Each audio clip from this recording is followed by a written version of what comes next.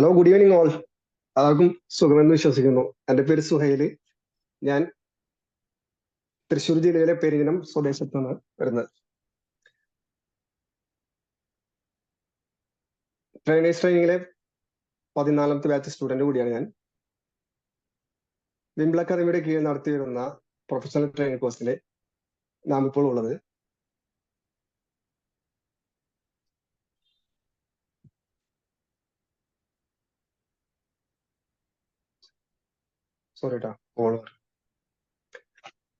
വിംബിൾ അക്കാദമിയുടെ professional training കോഴ്സിലാണ് ഇപ്പോൾ ഉള്ളത്.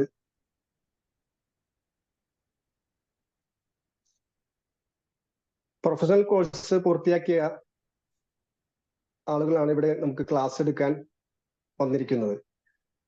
എന്നെ സംബന്ധിച്ചിടത്തോളം ഈ ട്രെയിനിങ്ങിലേക്ക് ഞാൻ വന്നിരിക്കുന്നത് വളരെ സൗഭാഗ്യമായിട്ടാണ് ഞാൻ കാണുന്നത്. കാരണം ഞാൻ സെയിൽസ് മേഖലയിൽ വർക്ക് ചെയ്യുന്ന ഒരാളാണ്. സെയിൽസ് മേഖലയിൽ കസ്റ്റമേഴ്സിനെ ഡീൽ ചെയ്യാൻ വളരെ കഷ്ടപ്പെടുന്ന ഒരു സാഹചര്യത്തിലാണ് ഫൈസൽ സാറിനെ നേരത്തെ എനിക്ക് പരിചയമുണ്ടെങ്കിൽ ഫൈസൽ സാറിന്റെ വാട്സപ്പ് സ്റ്റാറ്റസ്, അതുപോലെ തന്നെ യൂട്യൂബ് ഷോർട്സ്, റീൽസ് എന്നൊക്കെ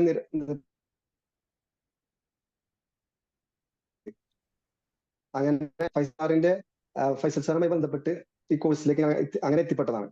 അതുകൊണ്ട് തന്നെ എൻ്റെ ഒരു എക്സ്പീരിയൻസ് എന്ന് പറയുന്നത്, ഈ ഒരു കോഴ്സ് ഞാൻ ചെയ്തത് എനിക്ക് ഓരോ ചാപ്റ്റർ കഴിയുമ്പോഴും എന്നിലുണ്ടാവുന്ന മാറ്റങ്ങൾ സത്യം പറഞ്ഞാൽ വളരെ വളരെ അത്ഭുതാവഹമാണ്.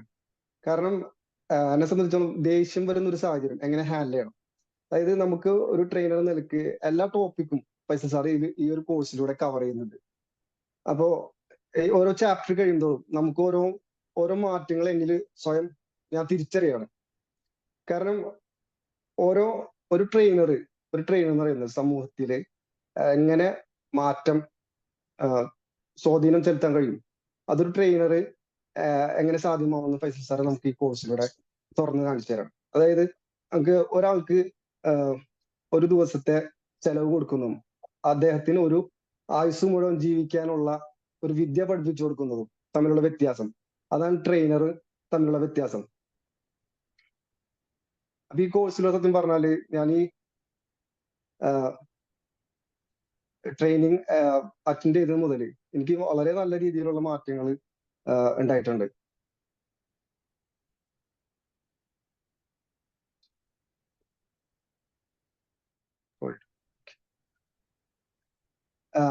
ഇന്ന് നമുക്ക് ഇവിടെ ക്ലാസ് എടുക്കാൻ വന്നിരിക്കുന്നത് എൻ്റെ സഹപാഠി കൂടിയായ ഇംതിയാസ് അഹമ്മദ് സാറാണ്. അദ്ദേഹം ടീച്ചറും ഒരു ട്രെയിനറും കൂടിയാണ്. അദ്ദേഹത്തെ ഞാൻ ആദ്യമായി സ്വാഗതം ചെയ്യുന്നു. അതുപോലെ തന്നെ ഈ പരിപാടിയിലേക്ക്, പ്രോഗ്രാമിലേക്ക് എത്തിച്ചേർന്ന എല്ലാവരെയും ഞാൻ ആദ്യമായി സ്വാഗതം ചെയ്യുന്നു. ഈ പരിപാടിയുടെ പ്രോഗ്രാമിന്റെ നിയന്ത്രണത്തിനായി മാസ്റ്റർ ട്രെയിനറായ ഫൈസൽ സാറിനെ ഞാൻ മൈക്ക് കൈമാറുന്നു. Okay, thank you so much Suhail sir. വളരെ സന്തോഷം. ട്രെയിനേഴ്സ് ടോക്കിന്റെ ഈ ഒരു എപ്പിസോഡ് വളരെ മനോഹരമായി തുടങ്ങി തന്നതിനുള്ള സന്തോഷം അറിയിക്കുകയാണ്. ട്രെയിനേഴ്സ് ടോക്കിന്റെ വ്യത്യസ്തമായിട്ടുള്ള സീരീസുകൾ നമ്മൾ കണ്ടിന്യൂ ചെയ്ത് മുന്നോട്ട് പോവുകയാണ്. പ്രൊഫഷണൽ ട്രെയിനിങ് കോഴ്സുകൾ കംപ്ലീറ്റ് ചെയ്ത പ്രിയപ്പെട്ട കൂട്ടുകാരാണ് ഈ ഒരു സെഷൻ അവതരിപ്പിക്കുന്നത്. തീർച്ചയായിട്ടും ഒരു ട്രെയിനർ ആവുക എന്നുള്ള ഒരു ആഗ്രഹത്തോടു കൂടി നടക്കുന്ന ഒരാളെ സംബന്ധിച്ചിടത്തോളം അങ്ങനെ ഒരു ട്രെയിനിങ്ങിലേക്ക് ഒരു ട്രെയിനിങ് സ്കില്ല് നേടിയെടുക്കുക എന്നുള്ളത് അവരുടെ കരിയർ ഡെവലപ്മെന്റുമായി ബന്ധപ്പെട്ട ഒരു പ്രധാനപ്പെട്ട ഒരു ഘടകമായിട്ടാണ് നമ്മൾ ഓരോരുത്തരും മനസ്സിലാക്കുന്നത്. നമുക്ക് കിട്ടുന്ന കോൺഫിഡൻസ്, നമുക്ക് കിട്ടുന്ന ഒരു presentation skill, public speaking, training സ്കിൽസും ഒക്കെ നമ്മുടെ കയ്യിൽ ഉണ്ടാകുന്ന സമയത്ത് അത് എവിടെയും നമുക്ക് പ്രയോഗിക്കാനുള്ള, ഇത് നമ്മുടെ കയ്യിലുണ്ട്, ഇത് എൻ്റെ കൂടെയുണ്ട് എന്ന ഒരു നിശ്ചയദാർഢ്യം ഉണ്ടല്ലോ, അത് നമുക്ക് ഏതൊരു സ്ഥലത്തായി കഴിഞ്ഞാലും, നമ്മൾ ജോലി ചെയ്യുന്ന സ്ഥലത്തായി കഴിഞ്ഞാലും, നമ്മുടെ കുടുംബത്തിലായി കഴിഞ്ഞാലും, നമ്മുടെ സോഷ്യൽ വർക്ക്സിലായി കഴിഞ്ഞാലും നമുക്ക് കിട്ടുന്ന ഒരു ഊർജ്ജമുണ്ട്. അത് അങ്ങനെ ഒരു ഊർജ്ജം കൈവരുമ്പോൾ നമുക്കുണ്ടാകുന്ന ഗ്രോത്ത് അത് വളരെയധികം പ്രധാനമായിരിക്കും. പലപ്പോഴും നമ്മൾ ഓരോരുത്തരും പല സിറ്റുവേഷനുകളിലും സ്തംഭിച്ചു നിൽക്കുന്നത് ആ ഒരു ആവശ്യമായിട്ടുള്ള ഊർജം ഇല്ലാത്തത് കൊണ്ടാണ്. അങ്ങനെയുള്ള ഒരു കോൺഫിഡൻസ് ബിൽഡപ്പ് ചെയ്യുക എന്നുള്ളത് ഒരു പേഴ്സണാലിറ്റി ഡെവലപ്മെന്റ് കൂടിയാണ്. അപ്പൊ ട്രെയിനിങ് സ്കില്ലിലൂടെ ട്രെയിനിങ് നേടുന്നത് ശരിക്കൊരു ബെറ്റർ പേഴ്സൺ ആവുക എന്നുള്ളതാണ്. ഒരു ബെറ്റർ പേഴ്സൺ ആകുമ്പോഴാണ് തീർച്ചയായിട്ടും ഒരു ബെറ്റർ ട്രെയിനർ ആകുന്നത്. ഒരു മനുഷ്യനല്ലാത്ത ഒരാൾക്ക്, മാനുഷികമായിട്ടുള്ള മാനവികമായിട്ടുള്ള മൂല്യങ്ങളില്ലാത്ത ഒരാൾക്ക് നല്ലൊരു ട്രെയിനർ ആകാൻ കഴിയില്ല. കാരണം ഒരാളെ ഉയർത്തിക്കൊണ്ടുവരികയാണ് ട്രെയിനർ ചെയ്യുന്നത്, അല്ലെ? ഒരാളെ കൈപിടിച്ച് മുകളിലേക്ക് കൊണ്ടുവരുന്ന ഒരു പ്രോസസ് ആണ് ഒരു ട്രെയിനർ ചെയ്യുന്നത്. അവിടെ തീർച്ചയായിട്ടും മറ്റൊരാളെ മനസ്സിലാക്കാൻ, മറ്റൊരാളോട് കൃത്യമായിട്ട് പെരുമാറാൻ ഒക്കെ ആർക്ക് കഴിയണം? ട്രെയിനർക്ക് കഴിയണം. ആ രീതിയിലേക്ക് നമ്മളെ തന്നെ മാറ്റിയെടുക്കുന്ന ഒരു പ്രോസസ്സാണ് ട്രെയിനിങ് സ്കിൽസ് എന്ന് പറയുന്നത്. അത് ഏതൊരു മനുഷ്യനും നേടിയെടുക്കേണ്ട ഒരു കാര്യം തന്നെയാണ്. അത്തരത്തിൽ പ്രൊഫഷണൽ ട്രെയിനിങ് കംപ്ലീറ്റ് ചെയ്ത പ്രിയപ്പെട്ട കൂട്ടുകാരുടെ അവതരണങ്ങളാണ് നമ്മുടെ ട്രെയിനേഴ്സ് ടോക്കിൽ നമ്മൾ അനുഭവിക്കുന്നത്. അതിന്റെ ഭാഗമായിട്ട് ഇന്ന് how to build a good attitude എന്ന ഒരു മനോഹരമായിട്ടുള്ള ടോപ്പിക്കിനെ അധികരിച്ചുകൊണ്ട് 14ാമത്തെ ബാച്ചിൽ നിന്നുള്ള ഇംതിയാസ് അഹമ്മദ് സാറാണ് ഇന്നത്തെ ഈ ഒരു ടോക്ക് ഇവിടെ ചെയ്യുന്നത്. അപ്പോൾ സാറിനെ വളരെ സന്തോഷത്തോടു കൂടി ഈ ഒരു സെഷൻ ലീഡ് ചെയ്യുന്നതിന് വേണ്ടിയിട്ട് ക്ഷണിക്കുകയാണ്. Thank you Faisal sir. Audible ആണോ ശബ്ദം? അതെ, ഓഡിബിൾ ആണ്. Okay, thank U. Hello everyone, എല്ലാവർക്കും സ്പെഷ്യൽ ഹായ്. ഹലോ, ഏറ്റവും പ്രിയപ്പെട്ട എൻ്റെ ഗുരുനാഥൻ ഫൈസൽ സാർ, അതുപോലെ തന്നെ പരിചിതമായ ചില മുഖങ്ങളൊക്കെ ഉണ്ട്. സുഹൈൽ സാർ, രമേശ് സാർ, എല്ലാവരെയും പതുക്കെ നമുക്ക് പരിചയപ്പെടാം. എൻ്റെ പേര് ഇംതിയാസ് അഹമ്മദ്. ഞാൻ 2-3 വർഷക്കാലമായി ഉറുദു ലാംഗ്വേജ് ട്രെയിനറായിട്ടും സോഫ്റ്റ് സ്കിൽ അതുപോലെ പേഴ്സണാലിറ്റി ഡെവലപ്മെന്റ് ട്രെയിനറായിട്ടൊക്കെ വർക്ക് ചെയ്തുകൊണ്ടിരിക്കുകയാണ്. അതിനിടക്കാണ് നമ്മുടെ ഫൈസൽ സാറിന്റെ ട്രെയിനേഴ്സ് എന്ന പ്രോഗ്രാമിൽ അറ്റൻഡ് ചെയ്തത്. അപ്പൊ ജീവിതത്തിൽ വളരെയധികം മാറ്റങ്ങൾ കൊണ്ടുവന്ന ഒരു പ്രോഗ്രാം ആയിരുന്നു വിംബിൾ അക്കാഡമിയുടെ ട്രെയിനിങ് പ്രോഗ്രാം. ആ നിലക്ക് എന്നിൽ വലിയ പരിവർത്തനങ്ങൾ ഉണ്ടാക്കിയ എന്റെ ഗുരുനാഥൻ ഫൈസൽ സാറിന് ആദ്യമായ ഒരു സ്പെഷ്യൽ താങ്ക്സ് അറിയിക്കുകയാണ്. അതുപോലെ എന്റെ പ്രിയപ്പെട്ടവർ, എന്നെ കേൾക്കാനായി വന്നെത്തിയവർ. സോ ഇന്ന് നമ്മൾ ചർച്ച ചെയ്യുന്ന വിഷയം how to build a good attitude എന്നുള്ളൊരു ടോപ്പിക്കാണ്. നമ്മളെല്ലാവരിലും ആറ്റിറ്റ്യൂഡ് ഉണ്ട്. ലോകത്ത് ആറ്റിറ്റ്യൂഡ് ഇല്ലാത്ത ആരും തന്നെ ഇല്ല എന്നുള്ളതാണ് യാഥാർത്ഥ്യം. ഞാനൊരു ചോദ്യം ചോദിച്ചുകൊണ്ട് തുടങ്ങാം. എന്താണ് ഈ ആറ്റിറ്റ്യൂഡ് എന്നുള്ളത്? ആരെങ്കിലും പഠിച്ചിട്ടുണ്ടോ? ആറ്റിറ്റ്യൂഡ് നമ്മൾ പലപ്പോഴും അയാൾ ഭയങ്കര ആറ്റിറ്റ്യൂഡ് ആണെന്ന് നമ്മൾ പലപ്പോഴും പറയാറുണ്ട്. എന്താണ് ഈ ആറ്റിറ്റ്യൂഡിന്റെ അർത്ഥം? മനോഭാവം. എന്തിനോടുള്ള മനോഭാവമാണ് ഈ ആറ്റിറ്റ്യൂഡ്? എന്തിനോടുമുള്ള മനോഭാവം, എല്ലാത്തിനും ഉൾക്കൊള്ളുന്നതാണ് ആറ്റിറ്റ്യൂഡ്, മനോഭാവം എന്ന് പറയുന്നത്. Yes, very good, you done well. അപ്പോ ഷെഫീഖ് സാറാന്ന് തോന്നുന്നു.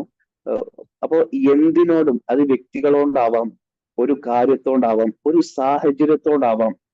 അപ്പം നമ്മൾ എങ്ങനെ ഒരു വ്യക്തിയെ, ഒരു സാഹചര്യത്തെ, ഒരു ആശയത്തെ നാം എങ്ങനെ നോക്കി കാണുന്നു എന്നുള്ളതാണ് ആറ്റിറ്റ്യൂഡ്. നാം ഒരു കാര്യത്തെ വളരെ അനുകൂലമായ രീതിയിലാണോ നോക്കിക്കാണുന്നത്, എന്നാൽ നമുക്കതിനെ പോസിറ്റീവ് ആറ്റിറ്റ്യൂഡ് എന്ന് പറയാം. നാം പ്രതികൂലമായി നിഷേധാത്മക ചിന്തയോടെയാണ് ഒരു കാര്യത്തെ സമീപിക്കുന്നതെങ്കിൽ അതിന് നമുക്ക് നെഗറ്റീവ് ആറ്റിറ്റ്യൂഡ് എന്ന് പറയാം.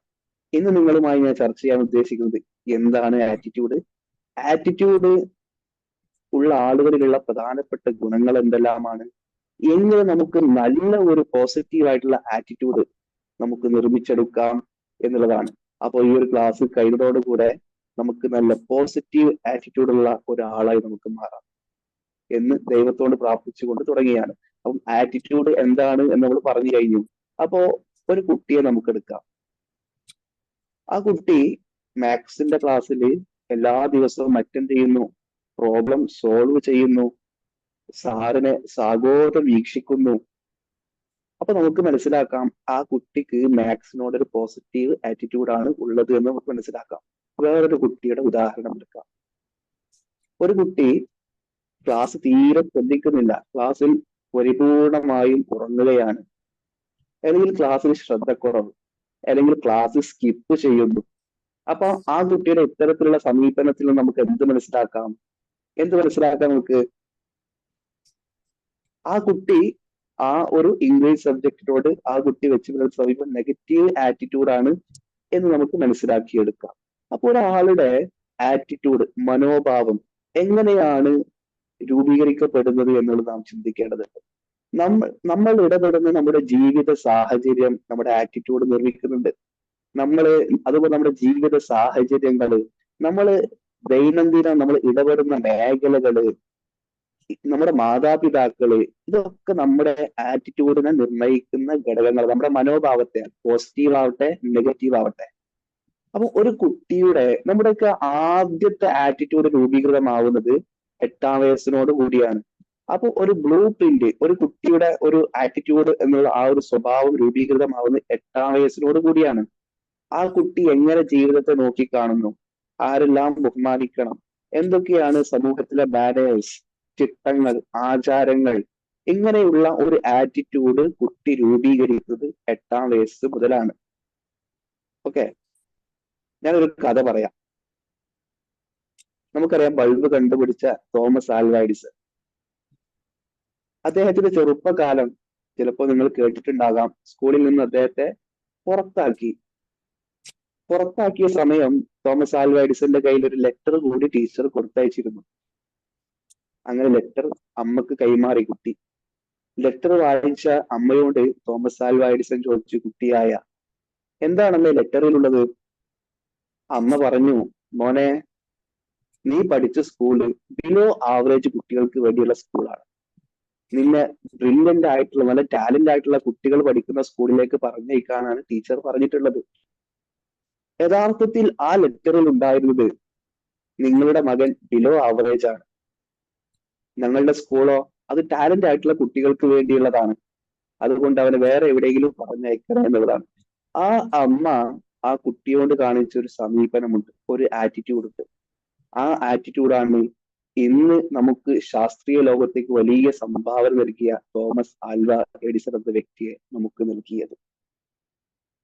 ദാരിദ്ര്യത്തിന്റെ പടുകുഴിയിൽ ജനിച്ചു വളർന്ന ഒരു കുട്ടി, മാതാപിതാക്കൾ ആ കുട്ടിക്ക് നൽകുന്ന സന്ദേശം, മോനെ, ദൈവം നമുക്ക് നൽകിയ ഈ ദാരിദ്ര്യം അത് നമുക്ക് അകറ്റാൻ സാധിക്കില്ല, നമുക്കിതാണ് വിധിച്ചിട്ടുള്ളൂ എന്ന സന്ദേശമാണ് മാതാപിതാക്കൾ മക്കൾക്ക് നൽകുന്നതെങ്കിൽ ആ കുട്ടി ദാരിദ്ര്യത്തിൽ തന്നെയായി കഴിച്ചു കൂട്ടേണ്ടി വരും. ബിൽഗേറ്റ്സിന്റെ പ്രശസ്തമായ ഒരു വചനമുണ്ട്, if you born as poor it's not your mistake, if you die as poor it is your mistakes. നിങ്ങൾ ജനിക്കുന്നത് ദരിദ്രനായിട്ടാണെങ്കിൽ അത് നിങ്ങളുടെ പ്രശ്നമല്ല. നിങ്ങൾ മരിക്കുമ്പോഴും ദരിദ്രനാണെങ്കിൽ അത് നിങ്ങളുടെ മാത്രം പ്രശ്നമാണ്. അപ്പൊ ഞാൻ പറഞ്ഞു വരുന്നത്, നമ്മുടെ ചുറ്റുപാടുകൾ, നമ്മുടെ സാഹചര്യങ്ങൾ, നമ്മുടെ കുടുംബം, നമ്മൾ ഇടപെടുന്ന മേഖലകൾ, ഇതെല്ലാം നമ്മളുടെ ആറ്റിറ്റ്യൂഡ്, സ്വഭാവത്തെ, നമ്മുടെ മനോഭാവത്തെ രൂപീകരിക്കുന്നുണ്ട് എന്നുള്ളതാണ്. ഒരിക്കൽ ലോകം തന്നെ മാറ്റിമറിക്കണം എന്ന ആഗ്രഹവുമായിട്ടാണ് ഒരു വ്യക്തി ദൈവത്തോട് കൈകൾ ഉയർത്തി പ്രാർത്ഥിച്ചത്. എനിക്ക് ലോകത്ത് തന്നെ മാറ്റിമറിക്കാനുള്ള ശക്തി നൽകണേ എന്നുള്ളത്. കാലങ്ങൾ കഴിഞ്ഞുപോയി. ആ വ്യക്തിക്ക് മനസ്സിലായി, എനിക്ക് ലോകത്തെ മാറ്റിമറിക്കാൻ കഴിയില്ല, എനിക്ക് രാജ്യത്തെ മാറ്റിമറിക്കാൻ കഴിയണം. അങ്ങനെ ദൈവത്തോട് കരങ്ങൾ ഉയർത്തി പ്രാർത്ഥിച്ചു, എനിക്ക് ലോകത്തെ മാറ്റിമറിക്കാൻ സാധിക്കണം. പക്ഷെ അതും സംഭവിച്ചില്ല. അവസാനം ഈ വ്യക്തി പ്രാർത്ഥിച്ചു, എനിക്ക് എന്റെ കുടുംബം ചെറിയതാണല്ലോ, ഈ കുടുംബത്തെയെങ്കിലും മാറ്റങ്ങൾക്ക്, പരിവർത്തനങ്ങൾക്ക് വിധേയമാക്കാൻ സാധിക്കണേ. പക്ഷെ കുടുംബവും മാറിയില്ല. പതുക്കെ അദ്ദേഹത്തിന് മനസ്സിലായി കുടുംബവും വിശാലമാണ് എന്നുള്ളത്. അങ്ങനെ വാർദ്ധക്യത്തിന്റെ സമയമെത്തി, പ്രായമായി. അദ്ദേഹം പറഞ്ഞു, എനിക്ക് എന്നെ മാറ്റാമല്ലോ, എനിക്ക് എന്നെ മാറ്റാനുള്ള ശക്തിയും ധൈര്യവും നൽകണമെന്ന് ദൈവത്തോട് പ്രാർത്ഥിച്ചു. ദൈവം പറഞ്ഞു, സമയം വളരെ വൈകിപ്പോയി, ഈ പ്രാർത്ഥന നീ ആദ്യം നടത്തണമായിരുന്നു. അപ്പോൾ നാം നമ്മുടെ ജീവിത സാഹചര്യങ്ങളെ, ചുറ്റുപാടുകളെ എങ്ങനെ നോക്കി കാണുന്നത്, മറ്റുള്ളവരിൽ നമ്മൾ പരിവർത്തനത്തിന് വിധേയമാക്കാതെ നാം എല്ലാവരും നമ്മളെ പരിവർത്തനത്തിന് വിധേയമാക്കുക എന്നുള്ളതാണ് പോസിറ്റീവ് ആറ്റിറ്റ്യൂഡ് നമുക്ക് നൽകുന്ന സന്ദേശം. നമുക്കറിയാം, ജീവികളിൽ നിന്ന് മനുഷ്യനെ വ്യതിരിക്തനാക്കുന്നത് എന്താണ്? ചിന്തിച്ചിട്ടുണ്ടോ ആരെങ്കിലും?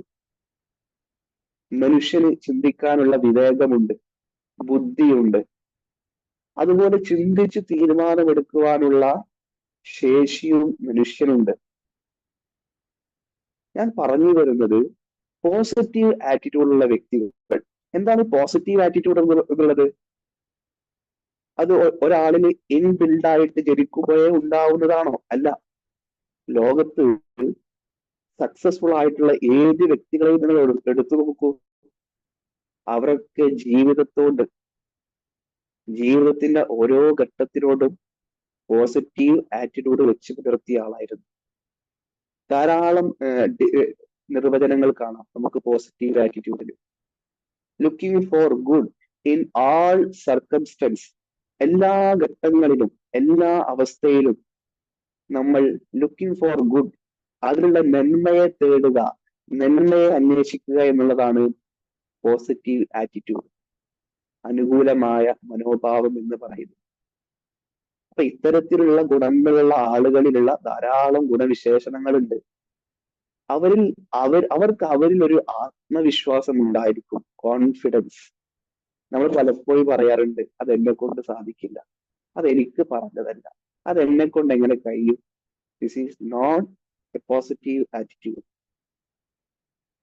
അപ്പൊ ജീവിതത്തിന്റെ എല്ലാ ഘട്ടങ്ങളിലും നമ്മൾ എന്ത് ചെയ്യണം? ശുഭാപ്തി വിശ്വാസമുള്ളവരായിരിക്കണം. അത് പോസിറ്റീവ് ആറ്റിറ്റ്യൂഡ് ഉള്ളവരുടെ മറ്റൊരു പ്രത്യേകതയാണ്. മറ്റൊരു പ്രത്യേകത എന്ന് പറയുന്നത്, അവർ ചെയ്യുന്ന ജോലി ആത്മാർത്ഥതയോട് കൂടി ചെയ്യുന്നു എന്നുള്ളതാണ്. ചിലപ്പോൾ അത് സക്സസ് ആവാം, സക്സസ് ആവാതിരിക്കും. തോമസ് ആൽവ എഡിസന്റെ കഥ നിങ്ങൾക്ക് അറിയില്ലേ? ആയിരക്കണക്കിന് പരീക്ഷണങ്ങൾക്ക് ശേഷമാണ് അദ്ദേഹം വൈദ്യുത ബൾബ് എന്ന് പറയുന്ന കണ്ടുപിടുത്തത്തിലേക്ക് എത്തിയത്. അദ്ദേഹം അതിൽ കാണിച്ചൊരു ആത്മാർത്ഥത, ശുഭപ്രതീക്ഷ, ആത്മവിശ്വാസം, അതിലുള്ള ഒരു ഉത്തരവാദിത്ത ബോധം, ഇതാണ് അദ്ദേഹത്തിന്റെ ആ പരീക്ഷണം വിജയിക്കാനുണ്ടായ ഒരു കാരണം. പോസിറ്റീവ് ആറ്റിറ്റ്യൂഡ് ഉള്ളവരുടെ മറ്റൊരു പ്രത്യേകത എന്ന് പറയുന്നത്, ഉറച്ച തീരുമാനമായിരിക്കും അവർ. ഇക്കരെ നിൽക്കുമ്പം അക്കരെ പച്ച, അക്കരെ നിൽക്കുമ്പോൾ ഇക്കരെ പച്ച എന്ന സ്വഭാവം അവർക്കില്ല. മറ്റൊന്ന് സഹിഷ്ണുത മനോഭാവമാണ്. നന്നായി ക്ഷമിക്കും, സഹിക്കും, പരാജയങ്ങളെ അവർ അഭിമുഖീകരിക്കും. അതിലൊരിക്കലും വെറുത്ത് അവർ ഉദ്ദേശിക്കുന്ന സ്വപ്നങ്ങളിൽ നിന്ന് അവരൊരിക്കലും പിന്മാറാറില്ല. എന്തിനേയും സ്വീകരിക്കുവാനുള്ള ഒരു മനോഭാവമാണ് പോസിറ്റീവ് ആറ്റിറ്റ്യൂഡ് ഉള്ള ആളുകളിൽ നമുക്ക് കാണാൻ സാധിക്കുക. ഒരു പ്രശസ്തമായ ഒരു കോട്ടുണ്ട്, your attitude makes your altitude. നിങ്ങളുടെ ആറ്റിറ്റ്യൂഡാണ് നിങ്ങളുടെ ഉയർച്ചയെ നിർണയിക്കുന്നത്. അപ്പൊ നിങ്ങൾ ഉയർന്ന ലെവലിലുള്ള ആളാവണോ താഴ്ന്ന ലെവലിലുള്ള ആളാകണോ എന്ന് നിർണ്ണയിക്കുന്നത് നമ്മുടെ സമീപനമാണ്, നമ്മുടെ ആറ്റിറ്റ്യൂഡാണ്. അപ്പൊ ജീവിതത്തെ നാം എങ്ങനെ നോക്കിക്കാണുന്നു, അതായിരിക്കും ജീവിതം നമുക്ക് തിരിച്ചു നൽകുക എന്ന് നാം മനസ്സിലാക്കേണ്ടതുണ്ട്. നല്ല പേഴ്സണാലിറ്റി എന്ന് പറയുന്നത്, നല്ല വ്യക്തിത്വത്തിന് ഉടമയാണ് അദ്ദേഹം എന്ന് പറയാറുണ്ടല്ലോ അല്ലെ. ഈ നല്ല വ്യക്തിത്വത്തിന് ഉടമകൾ എങ്ങനെയാണ് ഉണ്ടാവുന്നത്? നല്ല പോസിറ്റീവ് ആറ്റിറ്റ്യൂഡ് ഉള്ള ആളുകളിലാണ് നല്ല വ്യക്തിത്വം ഉണ്ടാവുക. അപ്പൊ മനസ്സ്, നമ്മുടെ മനോവികാരം, വിചാരങ്ങൾ, ഇതാണ് വാക്കുകളായി പ്രവർത്തനങ്ങളായി മാറും. നമ്മുടെ ചിന്തകളാണല്ലോ നമ്മുടെ പ്രവർത്തനങ്ങളും വാക്കുകളുമായി മാറുന്നത്. അതുകൊണ്ട് നല്ല മനസ്സുള്ള പോസിറ്റീവായിട്ടുള്ള ആറ്റിറ്റ്യൂഡുള്ള ആളുകളുടെ നല്ല വ്യക്തിത്വം ഉണ്ടാവൂ എന്ന് നാം മനസ്സിലാക്കുക. നമുക്കറിയാം, കാട്ടിലെ ഏറ്റവും വലിയ മൃഗം ഏതാണ്? ജീവി ഏതാണ്? ചിന്തിച്ചിട്ടുണ്ടോ ആരെങ്കിലും? പലപ്പോഴും വയനാട്, മേപ്പാടി, അതുപോലെ തന്നെ അവിടൊക്കെ ഇറങ്ങാറുണ്ട്. ആനയാണല്ലോ അല്ലെ. എന്നാൽ കാട്ടിലെ രാജാവ് ആനയല്ല. കാട്ടിലെ ഏറ്റവും നീളം കൂടിയ ജീവി ഏതാണ്? ജിറാഫാണ്. എന്നാൽ കാട്ടിലെ രാജാവ് ജിറാഫുമല്ല. ഏറ്റവും കൗശലക്കാരനായ ജീവി ഏതാണ്? കുറുക്കനാണ്. എന്നാൽ കാട്ടിലെ രാജാവ് കുറുക്കനുമല്ല. ഏറ്റവും വേഗതയിൽ ഓടുന്ന ജീവി ചീറ്റപ്പുലിയാണ്. എന്നാൽ കാട്ടിലെ രാജാവ് ചീറ്റപ്പുലിയുമല്ല, മറിച്ച് കാട്ടിലെ രാജാവ് സിംഹമാണ്. എന്താണ് എല്ലാ കഥകളിലും കാട്ടിലെ രാജാവായിട്ട് സിംഹത്തെ നാം കാണുന്നത്? സിംഹത്തിന് ഒരു ആറ്റിറ്റ്യൂഡ്, പോസിറ്റീവായ ഒരു ആറ്റിറ്റ്യൂഡാണ് സിംഹത്തിനെ കാട്ടിലെ രാജാവാക്കി മാറ്റുന്നത്. ഏത് ഘട്ടത്തെയും ആത്മവിശ്വാസത്തോടെ, ധൈര്യത്തോടെ നേരിടാനുള്ള ഒരു ശക്തി സിംഹത്തിനുണ്ട് എന്നുള്ളതാണ്. സിംഹത്തിന്റെ മറ്റൊരു പ്രത്യേകതയായി പറയുന്നത്, സിംഹം ഒരു ഇരയെ നോട്ടമിട്ടാൽ ആ ഇരയിൽ മാത്രമായിരിക്കും സിംഹത്തിന്റെ ശ്രദ്ധ എന്നുള്ളതാണ്. മറ്റ് ഡിസ്ട്രാക്ഷനിലൊന്നും സിംഹം ശ്രദ്ധ കൊടുക്കില്ല. ഒരു ഇരയെ കണ്ടാൽ അതിന് പിറകെ പോയി ആ ഇരയെ പിടിക്കും എന്നുള്ളതാണ്. ഒരു കാര്യം തീരുമാനിച്ചു കഴിഞ്ഞാൽ അത് എന്ത് വില കൊടുത്തും സിംഹം സാധിപ്പിക്കും എന്നുള്ളതാണ്. ഇത്തരം ധാരാളം പോസിറ്റീവായിട്ടുള്ള ആറ്റിറ്റ്യൂഡുള്ള ഒരു ജീവി ആയതുകൊണ്ട് തന്നെയാണ് സിംഹത്തിനെ കാട്ടിലെ രാജാവായിട്ട് നാം കാണുന്നത്. അപ്പോൾ നമ്മൾ ധാരാളം എന്താണ് ആറ്റിറ്റ്യൂഡ് എന്ന് നമ്മൾ പറഞ്ഞു, എന്താണ് പോസിറ്റീവ് ആറ്റിറ്റ്യൂഡ് എന്ന് നമ്മൾ പറഞ്ഞു, പോസിറ്റീവുള്ള ആറ്റിറ്റ്യൂഡുള്ള ആളുകളുടെ ഗുണങ്ങൾ എന്തെല്ലാം എന്ന് പറഞ്ഞു, കാട്ടിലെ രാജാവ് സിംഹം എന്തുകൊണ്ടായി എന്ന് പറഞ്ഞു. ഇനി അവശേഷിക്കുന്ന ചോദ്യം, നമുക്ക് എങ്ങനെ നല്ല അനുകൂലമായിട്ടുള്ള പോസിറ്റീവായിട്ടുള്ള ആറ്റിറ്റ്യൂഡ് മനോഭാവം എങ്ങനെ ഉണ്ടാക്കിയെടുക്കാം എന്നുള്ള പ്രധാനപ്പെട്ട ചില റെമഡീസ് ഞാൻ നിങ്ങൾക്ക് പറഞ്ഞു തരാം. ഒന്നാമത്തത്, be a positive finder. Be a positive finder. എന്തിലും ഏതിലും നന്മയെ അന്വേഷിക്കുക, നന്മയെ തിരയുക എന്നുള്ളതാണ്. നാം നമ്മുടെ ജീവിതത്തിൽ പല ലക്ഷ്യങ്ങളും ഉണ്ടാവാം. ആ ഒരു യാത്രയിൽ നാം ചിലപ്പോൾ പ്രതിസന്ധികളെ നേരിടേണ്ടി വരും, പ്രയാസങ്ങളെ അഭിമുഖീകരിക്കേണ്ടി വരും, പരാജയങ്ങളെ നേരിടേണ്ടി വരും. തെറ്റുകൾ ആവർത്തിച്ചു കൊണ്ടേയിരിക്കും. ആ തെറ്റുകളിൽ നിന്നും പരാജയങ്ങളിൽ നിന്നും പാഠങ്ങൾ ഉൾക്കൊണ്ട് അതിനെല്ലാം നന്മയുണ്ട് എന്ന ശുഭാപ്തി വിശ്വാസത്തോടെ നാം മുന്നോട്ട് സഞ്ചരിച്ചു കൊണ്ടേയിരിക്കണം. അപ്പൊ ഒന്നാമത്തത് ബി എ പോസിറ്റീവ് ഫൈൻഡർ എന്നുള്ളതാണ്. രണ്ടാമത്തത് പോസിറ്റീവ് സെൽഫ് ടോക്ക്. നമുക്ക് നമ്മോട് തന്നെ ഒരു പോസിറ്റീവായ ഒരു സമീപനം ഉണ്ടാവേണ്ടതുണ്ട്. അത് ഞാൻ പറഞ്ഞത് ആദ്യമേ, എന്നെ കൊണ്ട് കഴിയില്ല, അത് എന്നെ കൊണ്ട് കൂട്ടിയാൽ കൂടില്ല, ഞാൻ ശരിയല്ല, അയാളാണ് ശരി, അങ്ങനെയുള്ള കുറെ സമീപനങ്ങൾ, നമ്മെ നെഗറ്റീവായിട്ടുള്ള എനർജി നമ്മുടെ ഉള്ളിലേക്ക് ഇൻജക്ട് ചെയ്യുന്ന ഒരവസ്ഥ. പ്രശസ്തനായ ഒരു ഫുട്ബോളർ ആണല്ലോ ക്രിസ്ത്യാനോ റൊണാൾഡോ. അദ്ദേഹത്തിനോട് ഒരു ഇന്റർവ്യൂവിൽ ചോദിക്കുന്നുണ്ട് ഇന്റർവ്യൂവർ, ലോകത്തെ മികച്ച കളിക്കാരൻ ആരാണ്? മെസ്സിയാണോ, നെയ്മർ ആണോ, അതല്ല താങ്കളാണോ? നമ്മളാണെങ്കിൽ സ്വാഭാവികമായിട്ടും എന്തായിരിക്കും മറുപടി പറയുക? ഞാനാണെന്ന് പറഞ്ഞാൽ ആളുകൾ എന്തായിരിക്കും കരുതുക, അല്ലെ? എന്നാൽ ക്രിസ്ത്യാനോ റൊണാൾഡോ അവിടെ നൽകിയ മറുപടി, ഐ ആം ദ ബെസ്റ്റ്, ഞാനാണ് ഏറ്റവും മികച്ച കളിക്കാരൻ എന്നുള്ളതാണ്. ഇത് നമുക്ക് വലിയ പാഠമുണ്ട്. നാം നമ്മെ എങ്ങനെ നോക്കിക്കാണുന്നു എന്നുള്ളതാണ്. നമ്മുടെ ശരീരത്തോടുള്ള നമ്മുടെ സമീപനം എന്താണ്, മനോഭാവം എന്താണ് എന്നുള്ളതാണ് ക്രിസ്ത്യാനോ റൊണാൾഡോയുടെ ഐ ആം ദ ബെസ്റ്റ് നമ്മോട് ചോദിക്കുന്ന ഒരു ചോദ്യം. മറ്റുള്ളവർ എന്ത് കരുതും ഞാൻ അങ്ങനെ പറഞ്ഞാൽ?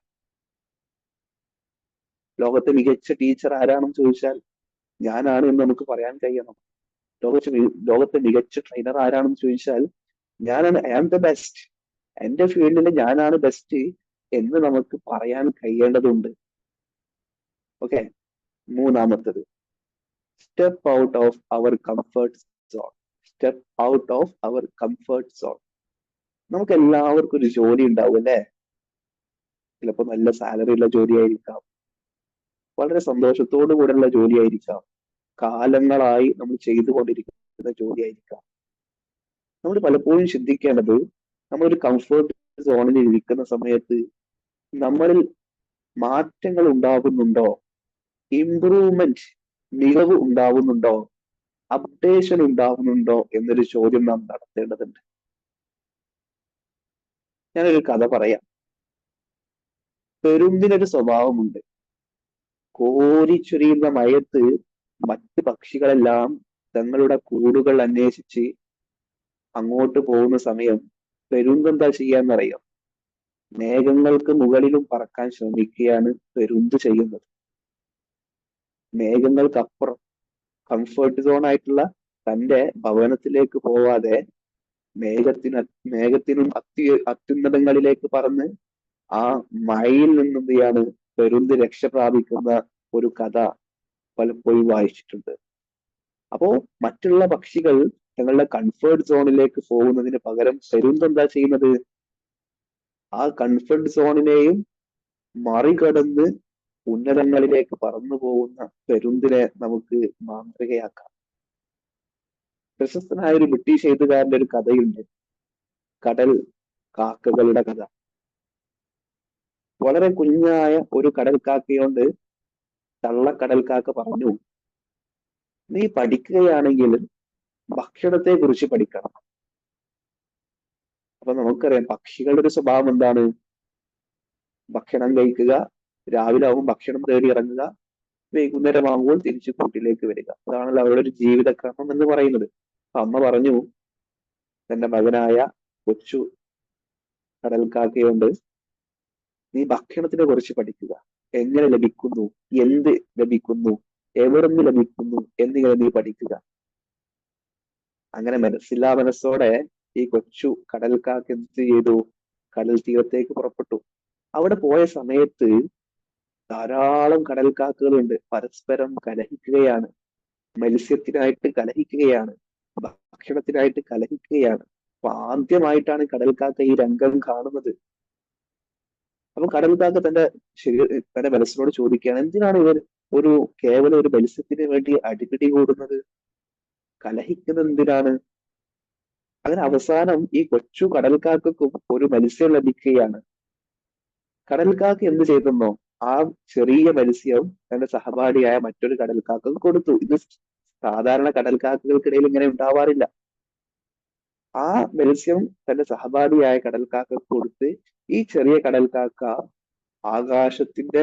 നീലാകാശത്തിന്റെ ഉയരങ്ങളിലേക്ക് പറന്നു പോയി. അപ്പൊ വലിയ കടൽക്കാക്കകൾക്കിടയിൽ ഇത് വലിയ ചർച്ചയായി. കാരണം സാധാരണ ഇത് കടൽക്കാക്കയുടെ ഒരു സ്വഭാവമല്ല, അവരുടെ നിയമങ്ങൾക്കെതിരാണ്. അപ്പം പിറ്റേ ദിവസം കൗൺസിൽ കൂടി, മീറ്റിംഗ് കൂടി. അങ്ങനെ ഈ ചെറിയ കടൽക്കാക്കക്ക് ശിക്ഷ വിധിക്കുകയാണ്. ഇദ്ദേഹം ഇനി നമ്മുടെ കമ്മ്യൂണിറ്റിയിലെ അംഗമല്ല, അദ്ദേഹത്തിന്റെ മെമ്പർഷിപ്പ് ദൈവം എടുത്തു കളയുന്നു എന്നൊരു വിധി പുറപ്പെടുവിക്കുകയാണ്. അങ്ങനെ ഈ കൊച്ചു കടൽക്കാക്ക കൂടുതൽ സ്വതന്ത്രമായി കൂടുതൽ ദേശങ്ങളിലേക്ക് പാറിപ്പറന്നു. പുതിയ ജീവിതം, പുതിയ അനുഭവം, പുതിയ ജ്ഞാനം, മെച്ചപ്പെട്ട രീതി. എന്നാൽ കുറച്ച് കടൽക്കാക്കകൾ ഈ ചെറിയ കടൽക്കാക്കയെ കാലങ്ങളായി നിരീക്ഷിച്ചു കൊണ്ടിരിക്കുന്നുണ്ടായിരുന്നു. ചെറിയ കടൽക്കാക്കയിൽ ഉണ്ടാവുന്ന മാറ്റങ്ങൾ, വലിയ ജീവിതങ്ങളെ അനുഭവിക്കുവാനും ദേശങ്ങളെ അറിയുവാനുമുള്ള കടൽക്കാക്കയുടെ അവസരങ്ങളെ ഈ കടൽക്കാക്കകളും തിരിച്ചറിയാൻ തുടങ്ങി. അങ്ങനെ അവരും മറ്റു കടൽക്കാക്കകൾ അറിയാതെ ഈ കൊച്ചു കടൽക്കാക്കയോടൊപ്പം ദേശങ്ങൾ സഞ്ചരിക്കുകയാണ്, പുതിയ ജീവിതാനുഭവങ്ങളെ തേടി പുറപ്പെടുകയാണ്. അപ്പം ഭക്ഷണം കഴിക്കുക, ഉറങ്ങുക, വീണ്ടും പകലാവുക, ഭക്ഷണത്തിനായി പുറപ്പെടുക, വിശ്രമിക്കുക എന്ന കംഫർട്ട് സോണിൽ നിന്ന് പുതിയ ജീവിതം, പുതിയ സാഹചര്യം, അപ്പൊ പുതിയ സാഹചര്യങ്ങളെ നാം അഭിമുഖീകരിക്കുമ്പോഴാണ് നമുക്ക് ആത്മവിശ്വാസം വർദ്ധിക്കുന്നത്. വെല്ലുവിളികളെ നാം നേരിടേണ്ടതുണ്ട്. കംഫർട്ട് സോണിൽ നമുക്ക് വെല്ലുവിളികൾ ഉണ്ടാവില്ല എന്നതാണ്. നമ്മളെ കൂടുതൽ കോൺഫിഡൻസ് ഉള്ള, ആത്മവിശ്വാസമുള്ള ആളുകളാക്കി മാറ്റുന്നത് വെല്ലുവിളികളെ നാം അഭിമുഖീകരിക്കുമ്പോഴാണ്. നമുക്കറിയാം, പലപ്പോഴും ഈ രാഷ്ട്രീയക്കാർ, അവർക്ക് ഈ പോലീസ് സ്റ്റേഷൻ, ജയിൽ, ഇതൊന്നും വലിയ പേടിയുള്ള കാര്യമല്ല. കാരണം അവർ പലപ്പോഴും അത്തരം ഘട്ടങ്ങളെ നേരിട്ട ആളുകളാണ്, പലപ്പോഴും ജയിലിൽ കിടന്ന ആളുകളാണ്, പലപ്പോഴും സമരമുഖത്തിൽ നേതൃത്വം നൽകിയ ആളുകളാണ്. അപ്പം അത്തരത്തിലുള്ള പ്രതിസന്ധികളെ നാം നേരിടുമ്പോഴാണ് നമ്മുടെ ഭയമില്ലാതെയാകുന്നത്, നമ്മളിൽ ആത്മവിശ്വാസം വർദ്ധിക്കുന്നത് എന്ന് നാം മനസ്സിലാക്കേണ്ടതുണ്ട്. ആ വലിയൊരു പാഠമാണ് ഈ കടൽക്കാക്ക നമുക്ക് നൽകുന്നത്. നാലാമത്തത്, അപ്പൊ പോസിറ്റീവ് ആറ്റിറ്റ്യൂഡ് നിർമ്മിക്കാനുള്ള നാലാമത്തെ ഘടകം, make the gratitude to the journal. ദൈവം നമുക്ക് നൽകിയ അനുഗ്രഹങ്ങൾക്ക് നന്ദി പറയുക എന്നുള്ളതാണ്. അല്ലെ, നമ്മൾ പലപ്പോഴും സഞ്ചരിക്കുമ്പോൾ നമ്മൾ കാണാറുണ്ട്, ബസ്സിലും തെരുവുകളിലും പട്ടണങ്ങളിലും നഗരങ്ങളിലൊക്കെ ഒരു കണ്ണില്ലാത്തവർ, കാത് കേൾക്കാത്തവർ, നടക്കാൻ കഴിയാത്തവർ. എന്നാൽ ദൈവം നമുക്ക് എല്ലാവിധ അനുഗ്രഹങ്ങളും നൽകി.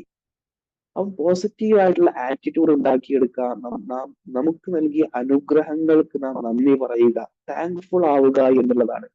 ദൈവത്തോട് മാത്രമല്ല, നമുക്ക് ആരെങ്കിലും ഒരു ഉപകാരം ചെയ്തു തന്നാൽ വ്യക്തികളോട് നാം നന്ദി പറയേണ്ടതുണ്ട്. നമ്മെ വളർത്തി വലുതാക്കിയ മാതാപിതാക്കളോട് നാം നന്ദി പറയേണ്ടതുണ്ട്. നമ്മുടെ സമൂഹത്തോണ്ട്, നമ്മുടെ സ്ഥാപനങ്ങളോണ്ട്.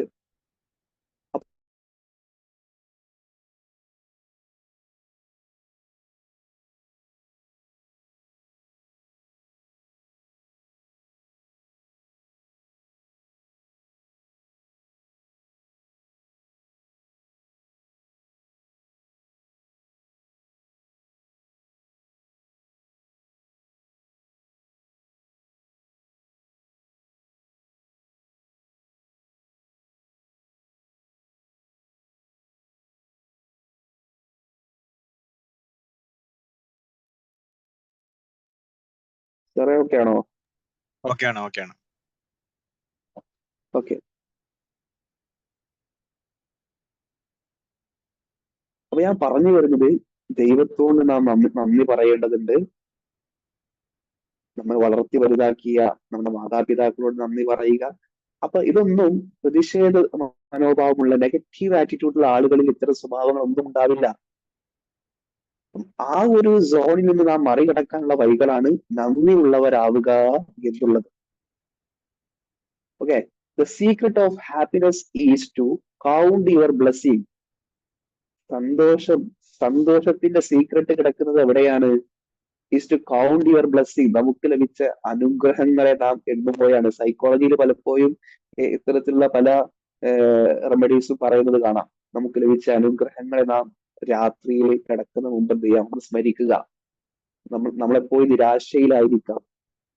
ജീവിതം ഇനി എങ്ങനെ മുന്നോട്ട് തള്ളി നീക്കുമെന്ന ചിന്തയിലായിരിക്കാം. ആ സമയത്ത് എന്ത് ചെയ്യുക? നമുക്ക് ലഭിച്ച അനുഗ്രഹങ്ങളെ നാം സ്മരിക്കുക. വലിയ ഒരു ആശ്വാസമായിരിക്കും അത് നമുക്ക് നൽകുന്നത്. വലിയൊരു ശുഭാപ്തി വിശ്വാസം നമുക്ക് നൽകും.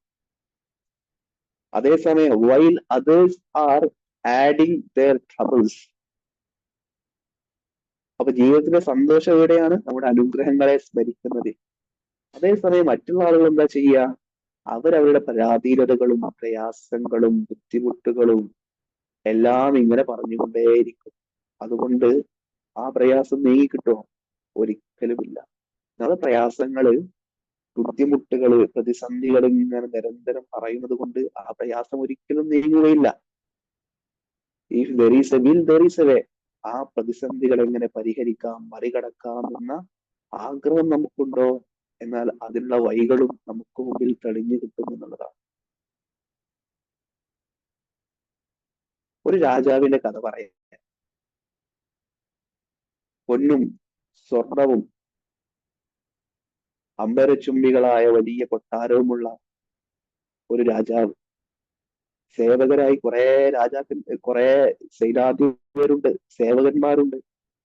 നാലുനേരം സുഭിക്ഷമായ ഭക്ഷണമുണ്ട്. പക്ഷെ ഒന്നു മാത്രമില്ല രാജാവിന്: സന്തോഷമില്ല. ജീവിതത്തിൽ സന്തോഷമില്ല. അങ്ങനെ രാജാവ് ഉത്തരവിറക്കുകയാണ്, വിളംബരം പുറപ്പെടുവിക്കുകയാണ്. എങ്ങനെ സന്തോഷവാനായിരിക്കാം? എങ്ങനെ നമുക്ക് ജീവിതത്തിലേക്ക് സന്തോഷം കൊണ്ടുവരാം? ഉത്തരം പറയുന്നവർക്ക് വലിയ സമ്മാനങ്ങൾ പ്രഖ്യാപിച്ചു. അങ്ങനെ ലോകത്തിന്റെ നാനാദിക്കിൽ നിന്ന് വൈദ്യന്മാർ വന്നു, വലിയ വലിയ സന്യാസിമാർ വന്നു, വിശ്വകരന്മാർ വന്നു. പക്ഷേ രാജാവിന് സന്തോഷം മാത്രം ലഭിച്ചില്ല.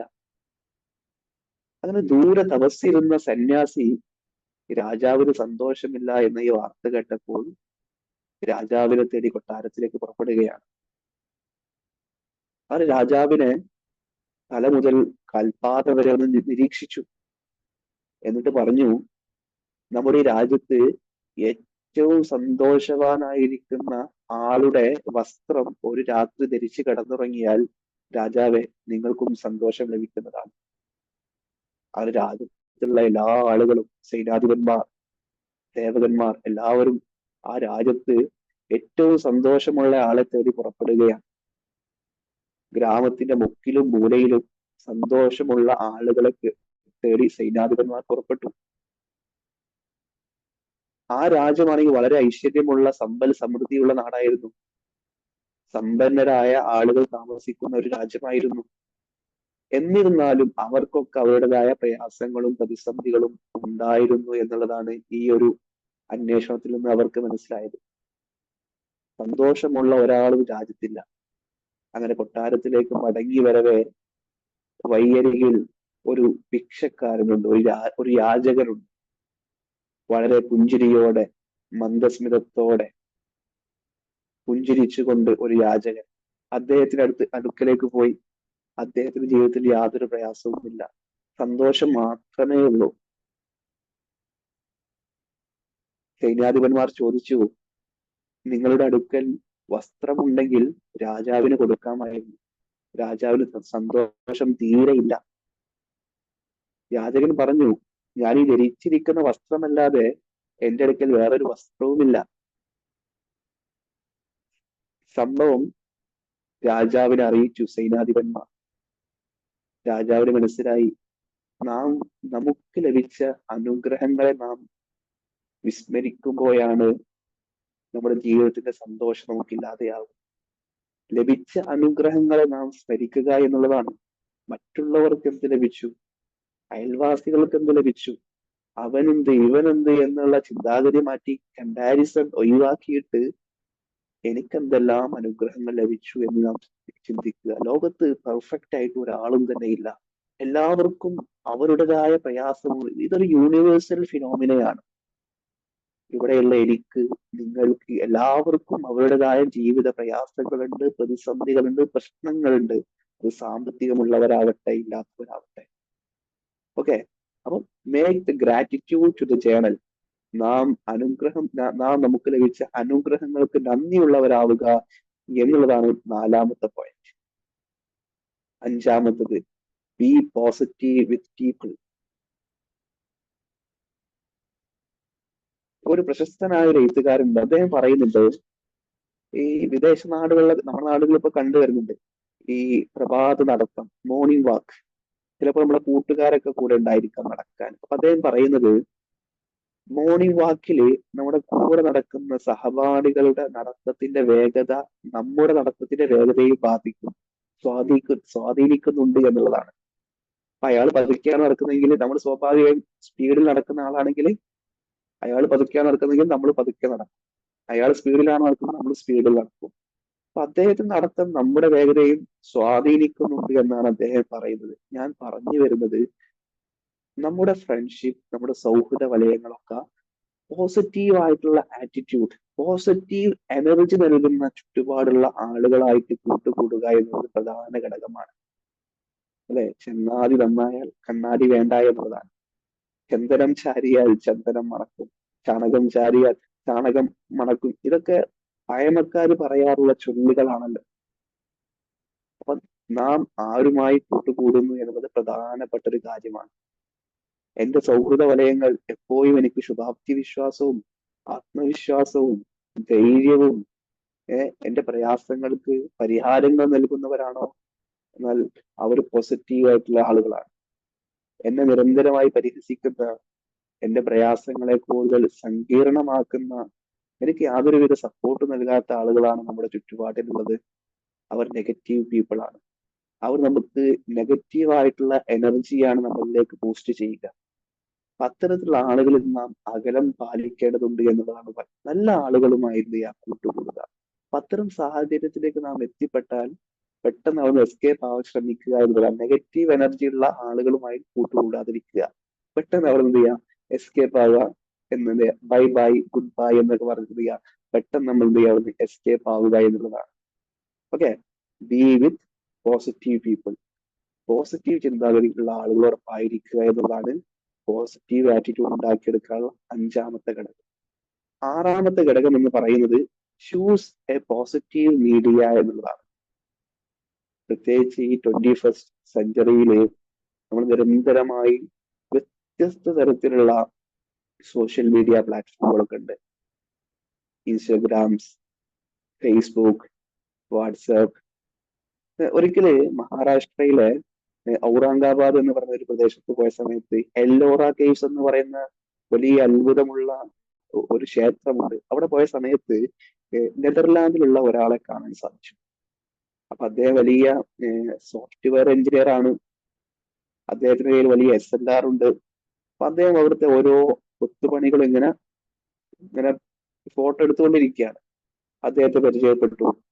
അപ്പൊ അദ്ദേഹത്തിന്റെ കൂടെ ഒരു ഫോട്ടോ ഒക്കെ എടുത്തു. അപ്പൊ അദ്ദേഹത്തോട് ഞാൻ ചോദിച്ചു, നിങ്ങൾ ഇൻസ്റ്റാഗ്രാമിൽ ഫേസ്ബുക്കിലൊക്കെ അല്ലേ, നിങ്ങളുടെ അക്കൗണ്ട് നമ്പർ എനിക്ക് ID ഒന്ന് പറഞ്ഞു തരാമോ? അപ്പൊ അദ്ദേഹം പറഞ്ഞു, ഞങ്ങൾ അവിടെ അങ്ങനെയൊന്നും ഉപയോഗിക്കാറില്ല. ഇൻസ്റ്റാഗ്രാം, ഫേസ്ബുക്ക്, വാട്സപ്പ് ഇത്തരം സോഷ്യൽ മീഡിയ പ്ലാറ്റ്ഫോമുകളൊക്കെ ഞങ്ങൾ വല്ലപ്പോഴും ഒക്കെ ചിലവഴിക്കാറുണ്ടെന്നല്ലാതെ ഞങ്ങൾ അതിൽ ആക്റ്റീവ് അല്ല, ഞങ്ങൾ മുഴുവൻ സമയവും അതിലെന്തല്ല എൻഗേജ്ഡ് അല്ല എന്നുള്ളതാണ് അദ്ദേഹം പറയുന്നത്. അപ്പൊ നമ്മുടെ നാട്ടിലൊക്കെ നമുക്കറിയാം അല്ലെ, സോഷ്യൽ മീഡിയ നമ്മുടെ ഒരു ടൈം ഹവേഴ്സ് നോക്കിയാൽ കാണാം, നമ്മുടെ ഒരു ദിവസം 10 ഹവേഴ്സ് 11 ഹവേഴ്സ് ഒക്കെ നമ്മൾ ഫോണിൽ എൻഗേജ്ഡ് ആണ്. അപ്പൊ ഫോണിൽ എൻഗേജ് ആവുന്നതല്ല പ്രശ്നം, അതിൽ നാം കേൾക്കുന്ന വാർത്തകൾ, വിഷലിപ്തമായിട്ടുള്ള വാർത്തകൾ, കള്ളും പെണ്ണും കൊലപാതകങ്ങളും രക്തചൊരിച്ചിലുകളും, ഇതാണ് നാം നിരന്തരമായി കേട്ടുകൊണ്ടിരിക്കുന്നത്. അഗ്രസീവ് ആയിട്ടുള്ള വാർത്തകൾ. ഇത് നമ്മുടെ ചിന്തകളെ ബാധിക്കുമെന്നാണ് ഞാൻ പറഞ്ഞു കൊണ്ടുവരുന്നത്. APJ അബ്ദുൽ കലാം അല്ലെ, കേൾക്കാത്ത ആരും തന്നെ ഇല്ല. APJ അബ്ദുൽ കലാം ഒരിക്കൽ പ്രഭാഷണത്തിൽ പറയുന്നുണ്ട്, അദ്ദേഹം ഒരിക്കല് ഇസ്രായേലിലെ ഒരു വ്യവസായ നഗരമായ ടെൽ അവൈവ് എന്ന് പറയുന്ന ഒരു നഗരത്തിലേക്ക് പോവുകയാണ്. അങ്ങനെ അവിടുത്തെ ഒരു പത്രമുണ്ട്, ഇസ്രായേലി പത്രമാണ്. ആ പത്രം നോക്കിയ സമയത്ത് അദ്ദേഹം കണ്ടത് ഇസ്രായേലിക്കാരിയായിട്ടുള്ള ഒരു സ്ത്രീയുടെ വലിയൊരു ഫോട്ടോ ആണ്.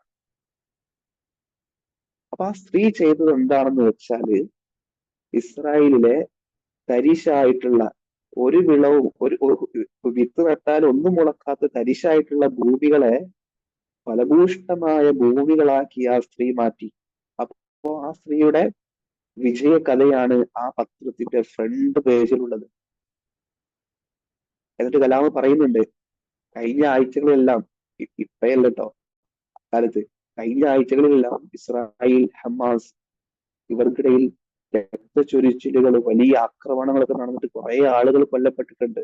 വേണമെങ്കിൽ ഇസ്രായേലിലെ ഈ പത്രത്തില് ഈ വാർത്ത നൽകാമായിരുന്നു, ഈ കൊലപാതകങ്ങളുടെയും ബോംബ് അറ്റാക്കിന്റെയും അതുപോലെ മരണപ്പെട്ട ആളുകളുടെയൊക്കെ വാർത്ത നൽകാമായിരുന്നു. പക്ഷെ അവർ അവിടെ കാണിച്ച ഒരു അപ്രോച്ച് ഉണ്ട്, ഒരു സമീപനമുണ്ട്, ഒരു ആറ്റിറ്റ്യൂഡ് ഉണ്ട്. എന്താണ്? ആളുകൾക്ക് പോസിറ്റീവ് എനർജി നൽകുക എന്നുള്ളതാണ്. ആളുകളെ അഗ്രസീവ് ആക്കുന്നതിന് പകരം പോസിറ്റീവ് ആക്കി നിലനിർത്തുക എന്ന്. ഒരു കലാം ചോദിക്കുന്നുണ്ട്, എന്തുകൊണ്ട് നമ്മുടെ നാട്ടിലെ പത്രങ്ങൾ, അന്ന് മുതലേ ഉള്ള ഒരു പ്രവണതയാണ്, എന്തുകൊണ്ട് നമ്മുടെ നാട്ടിലുള്ള പത്രങ്ങൾ കൊലപാതകങ്ങളും രക്തചൊരിച്ചിലുകളും കള്ളും അതുപോലെയുള്ള ബലാത്സംഗ കഥകളൊക്കെ നമ്മുടെ വലിയ വാർത്താ പ്രാധാന്യത്തോടെ ആദ്യ പേജുകളിൽ നൽകുന്നു എന്നൊരു ചോദ്യമാണ് കലാം നമ്മോട് ചോദിക്കുന്നത്. ചോദിക്കാനുള്ള മറ്റൊരു കാരണം, ആളുകൾക്കൊരു മോട്ടിവേഷൻ ലഭിക്കുന്ന, ജീവിതത്തിന് ശുഭാപ്തി വിശ്വാസം നൽകുന്ന, പോസിറ്റീവായ എനർജി നൽകുന്ന സന്ദേശമല്ലേ വാർത്താ മാധ്യമങ്ങൾ നൽകേണ്ടത്. അതിനു പകരം റേറ്റിംഗ് മാത്രം ലക്ഷ്യം വെച്ചുകൊണ്ട് വാർത്താ മാധ്യമങ്ങൾ നെഗറ്റീവ് ഊർജം നൽകുന്ന രീതിയിലുള്ള വാർത്തകൾ സമൂഹത്തിലേക്ക് നിരന്തരമായി കയറ്റി വിടുന്നു എന്നുള്ളതാണ്. അതിൽ ഫേസ്ബുക്ക് ഉണ്ട്, ഇൻസ്റ്റാഗ്രാം ഉണ്ട്, വാട്സപ്പ് ഉണ്ട്. ഓക്കെ, അപ്പം 6ാമത്തെ പോയിന്റ് എന്ന് പറയുന്നത് ചൂസ് എ പോസിറ്റീവ് മീഡിയ എന്നുള്ളത്. നമ്മൾ മീഡിയ ഉപയോഗിക്കുന്ന സമയത്ത് നമുക്ക് നല്ല വിശ്വാസവും ശുഭാപ്തി വിശ്വാസവും നമ്മുടെ മനസ്സിനെ മലീമസമാക്കാത്ത രീതിയിലുള്ള മീഡിയകൾ നമ്മൾ ഉപയോഗിക്കുക എന്നുള്ളത് പോസിറ്റീവ് ആറ്റിറ്റ്യൂഡ് എടുക്കാനുള്ള പ്രധാനപ്പെട്ട ഒരു ഘടകമാണ്.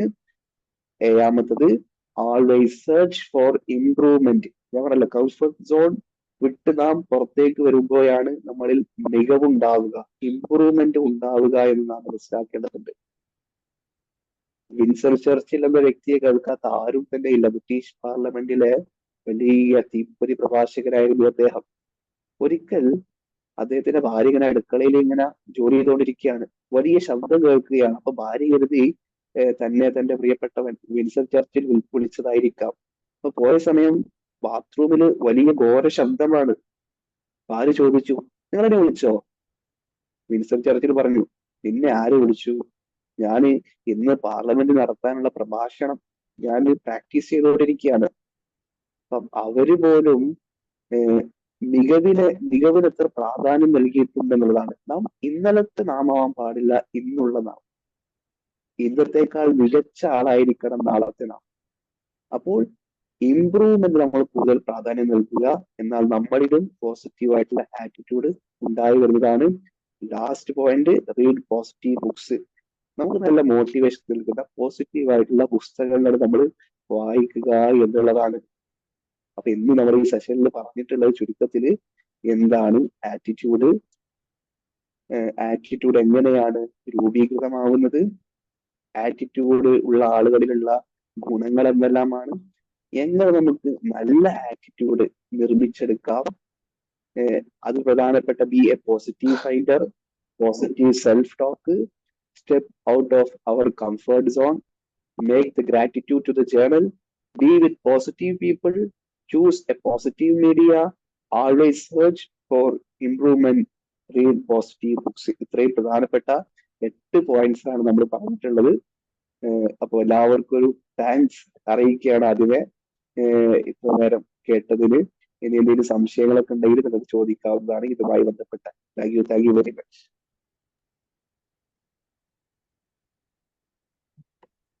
Okay, thank you Imtiaz sir. വളരെ മനോഹരമായിട്ടുള്ള ഒരു സെഷൻ ആയിരുന്നു. How to build a good attitude എന്നുള്ളതാണ് അവിടെ ചർച്ച ചെയ്ത ഒരു വിഷയം. വ്യത്യസ്തമായിട്ടുള്ള തലങ്ങളിലൂടെ, ഒരുപാട് കഥകളിലൂടെ ഒക്കെ നമ്മളെ കൊണ്ടുപോയി ഒരുപാട് പോയിന്റുകൾ അവതരിപ്പിച്ചു. അപ്പൊ നിങ്ങൾക്ക് എന്തെങ്കിലും സംശയങ്ങൾ ഉണ്ടെങ്കിൽ ചോദിക്കാം. ഇതുവരെ സംസാരിച്ചതുമായി ബന്ധപ്പെട്ട് നിങ്ങൾക്ക് എന്തെങ്കിലും സംശയങ്ങൾ ഉണ്ടെങ്കിൽ ചോദിക്കാനുള്ള അവസരമാണ്.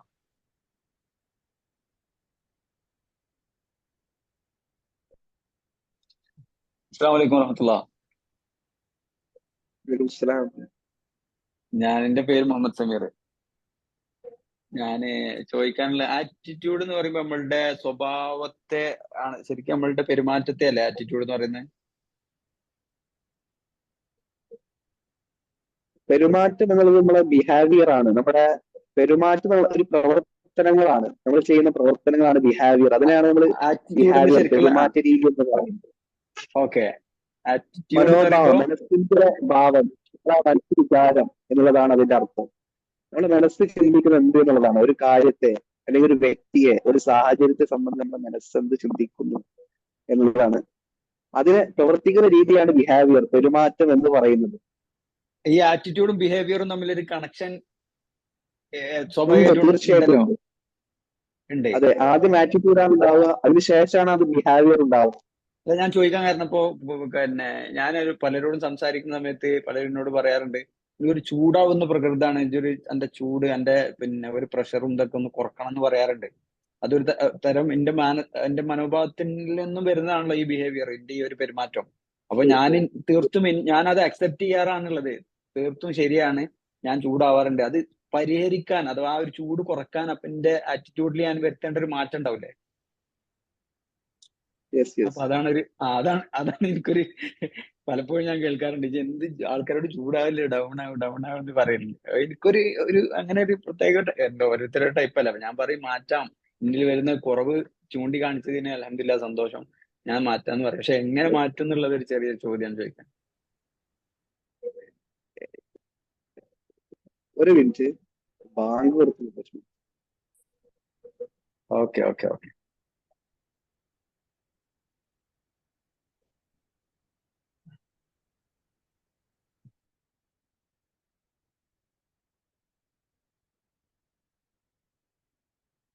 അപ്പൊ നമ്മുടെ ദേഷ്യത്തെ എങ്ങനെ മറികടക്കാം എന്നുള്ളത് ചോദിച്ചുകൊണ്ടിരിക്കുന്ന എന്റെ ഒരു സ്വഭാവം. ഷമീർ ഭായി എന്നോട് ഈ ചോദ്യം ചെറിയ രീതിയിൽ ആവർത്തിച്ചാല് ഞാൻ ബാങ്ക് കൊടുക്കുന്നതുകൊണ്ട് ക്ലിയർ ആയിട്ടില്ല. ഓക്കെ. അല്ല, ചോദ്യം ഇത്രേ ഉള്ളൂ. നിങ്ങൾ പറഞ്ഞു ബിഹേവിയറും ആറ്റിറ്റ്യൂഡും തമ്മിൽ കണക്ഷൻ ഉണ്ട്, അഥവാ മനോഭാവത്തിനനുസരിച്ചാണ് നമ്മുടെ പെരുമാറ്റം സ്വാഭാവികമായിട്ട് വരുന്നത്.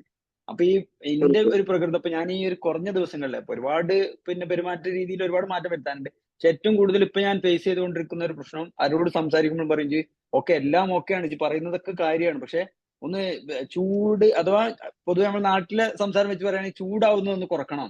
എനിക്കൊരു പ്രത്യേക ചൂടാണ് എനിക്ക്. അഥവാ ഇപ്പൊ ഞാനൊരു കാര്യം ഒരാളോട് പറയാണ്, അതിന് ഓപ്പോസിറ്റ് വന്നാലും ഇല്ലെങ്കിലും ഒരു പ്രത്യേക തരം, അതെല്ലാരോടും അങ്ങനെ അല്ല കേട്ടാ, എനിക്ക് അറിയുന്ന ആളുകളോടാണ് കൂടുതലും വരാറുള്ളത്. ഞാനും ഇടപഴകുന്ന എന്റെ ജോലി സ്ഥലങ്ങളിലോ അല്ലെങ്കിൽ ഇപ്പൊ നോർമലായിട്ട് ഒരാളെ കാണുമ്പോഴൊന്നും ഉള്ള പ്രശ്നമല്ല പറഞ്ഞത്. ഇപ്പൊ നമ്മള് സ്ഥിരം ഇടപഴകുന്ന ആൾക്കാരോട് ഒരു പ്രത്യേക ഒരു ഒരു ഒരു ഒരു ചൂട്. അപ്പൊ ആ ഒരു ചൂട് മാറ്റാൻ, അല്ലെങ്കിൽ ആ ഒരു ദേഷ്യപ്പെടുന്ന സ്വഭാവം മാറ്റാൻ അത് അറിഞ്ഞുകൊണ്ടുള്ള ചൂടാവലാണോ അതേ ചോദിക്കുന്നത്? ഒരാൾക്ക് നോർമൽ ഒരു ക്യാരക്ടർ നിലയ്ക്ക് ഒരു ചൂടാവുന്ന രൂപത്തിൽ കേൾക്കുന്ന ആൾക്ക് തോന്നിയേക്കാം. നിങ്ങൾ മനഃപൂർവ്വം ഇപ്പൊ നമ്മൾ ചൂടാണ്, ഞാൻ മനഃപൂർവ്വം ഇന്റൻഷണലി എന്നെ ദേഷ്യം പിടിപ്പിക്കുന്ന ഒരു കാര്യമായതുകൊണ്ട് ഞാൻ ചൂടായത്, ഇങ്ങനെ നമ്മൾ ചിന്തിച്ചുകൊണ്ട് ചൂടാവുന്നതാണോ? ഒരാൾ കാണുമ്പോൾ നമ്മൾ സംസാരിച്ചോണ്ടാണ് ഇയാൾക്ക് എന്നെ എന്തെങ്കിലും ദേഷ്യമുണ്ടോ, ആ രീതിയിൽ കരുതുന്നതാണോ എന്ന് നാം നോക്കേണ്ടതുണ്ട്. അല്ല, അയാൾക്ക് ദേഷ്യമൊന്നുമില്ല. Sorry, 1 minute. ദേഷ്യം, അയാൾക്ക് എന്നോട് ദേഷ്യമൊന്നുമില്ല. കേൾക്കുന്ന ആൾക്ക് തീർച്ചും ദേഷ്യമില്ല. പക്ഷെ എന്റെ പെരുമാറ്റം ക്ലിയർ ചെയ്യണം എന്നുള്ള തീർത്തും നല്ലൊരു ഉദ്ദേശം വെച്ചിട്ടല്ല. അത് എന്നെ വെറുതെ എന്തെങ്കിലും പറഞ്ഞ് ചൂട് കൂട്ടാൻ വേണ്ടിയിട്ടല്ല. അയാൾ നല്ല ഉദ്ദേശം വെച്ചിട്ട് പറയുന്ന കാര്യങ്ങളൊക്കെ നല്ല കാര്യങ്ങളാണ്. പക്ഷെ പറയുന്നത് പലപ്പോഴും ഒരു ഓവർ ചൂടാവുന്ന രീതിയിലാണ് എന്റെ സംസാരം വരാറുള്ളത്. ചൂടൊന്ന് കുറക്കണട്ടോ എന്ന് എന്റെ കൂടെ എപ്പോഴും ഉണ്ടാകുന്ന എന്റെ കൂട്ടുകാരിൽ എനിക്ക് എത്രയും വേണ്ടപ്പെട്ട ഒരാൾ പറയാറുണ്ട്. അപ്പൊ ഞാൻ പറയും, നിങ്ങളിത് എങ്ങനെ ഞാൻ ഇങ്ങനെ അത് കുറക്കേണ്ടത് കൂടി പറഞ്ഞു തരി. 33 വയസ്സായ ഈ വയസ്സില് ഒരു സുപ്രഭാതത്തിൽ കുറക്കാൻ കഴിയുന്നില്ല. അത് ഞാൻ കുറക്കാൻ ശ്രമിക്കുന്നുണ്ട്. എനിക്ക് തന്നെ അറിയാൻ ചൂടാവുന്നത്. ഈ വിഷയത്തിൽ എനിക്ക് തോന്നുന്നത് ഒന്നുകൂടി കൂടുതൽ ഹെൽപ്പ് ചെയ്യാൻ കഴിയുന്ന നമ്മുടെ MSc സൈക്കോളജിയെ കുറിച്ച് നമ്മളെ പ്രിയപ്പെട്ട ഗുരുനാഥൻ ഫൈസൽ സാറ് എനിക്ക് തോന്നുന്നു കുറച്ചുകൂടി ആപ്റ്റ് ആയിട്ടുള്ള ഒരു റിപ്ലൈ. ഓക്കെ. അല്ല, ഇതില് നേരത്തെ പറഞ്ഞല്ലോ, ആറ്റിറ്റ്യൂഡും അതേപോലെ തന്നെ ബിഹേവിയറും ഇത് തമ്മിൽ കണക്ഷൻ ഉണ്ട്. എന്നാൽ ആറ്റിറ്റ്യൂഡ് അനുസരിച്ച് തന്നെ നമ്മൾ ബിഹേവ് ചെയ്തോളണമെന്നില്ല. ആറ്റിറ്റ്യൂഡ് ഈസ് എ ബിലീഫാണ്. എന്താണ് ആറ്റിറ്റ്യൂഡ് എന്ന് പറഞ്ഞാൽ? നമ്മളുടെ ഒരു സ്ക്രിപ്റ്റോ അതല്ലെങ്കിൽ നമ്മളെ വിശ്വാസമോ ഒക്കെയാണ് ആറ്റിറ്റ്യൂഡിനെ നിർവചിക്കുന്നത്. ആ ആറ്റിറ്റ്യൂഡിനെ നിർവചിക്കുന്നതിന്റെ ഫലമായിട്ടാണ് ബിഹേവിയർ രൂപപ്പെടുന്നത്. എന്നാൽ ഇത് രണ്ടും പിന്നെ ആറ്റിറ്റ്യൂഡ് പോലെ തന്നെ ബിഹേവിയർ ഉണ്ടായിക്കൊള്ളണം നിർബന്ധമൊന്നുമില്ല. ഒരു ഉദാഹരണമാണെങ്കിൽ ഒരു കാര്യം പറയാം. ഒരു ഐസ്ക്രീമിനോട് നമുക്കൊരു ആറ്റിറ്റ്യൂഡ് ഉണ്ടാവാം. എന്ത്? ഐസ്ക്രീം നല്ലതല്ല, ഐസ്ക്രീം കഴിക്കാൻ പാടില്ല, അങ്ങനെയൊക്കെയുള്ള ഒരു ബിലീവ് ഉണ്ടാവും. പക്ഷെ ബിഹേവിയർ ചിലപ്പോൾ നമ്മൾ കല്യാണ വീട്ടിൽ പോണ സമയത്ത് ചിലപ്പോൾ എടുത്ത് കഴിക്കും. അങ്ങനെ ഉണ്ടാകാം. എന്നാൽ അതിനോടനുബന്ധിച്ച് നമുക്ക് നിർവഹിക്കുകയും ചെയ്യാം. അപ്പൊ നേരത്തെ ഇവിടെ സമീർ സാറ് പറഞ്ഞത് പെട്ടെന്ന് ദേഷ്യം വരുന്നതുമായി ബന്ധപ്പെട്ട് അവിടെ നമ്മൾ കൃത്യമായിട്ടുള്ള ഒരു ബിലീഫ് നമ്മൾ രൂപപ്പെടണം. അപ്പൊ എല്ലാവരോടും ഇല്ല. അപ്പൊ ആരോടാണ് നമ്മൾ പിന്നെ ദേഷ്യം പിടിക്കുന്നത്? ആ ദേഷ്യം പിടിക്കുന്നവരെ മാത്രം നമ്മൾ സെലക്ട് ചെയ്യുക.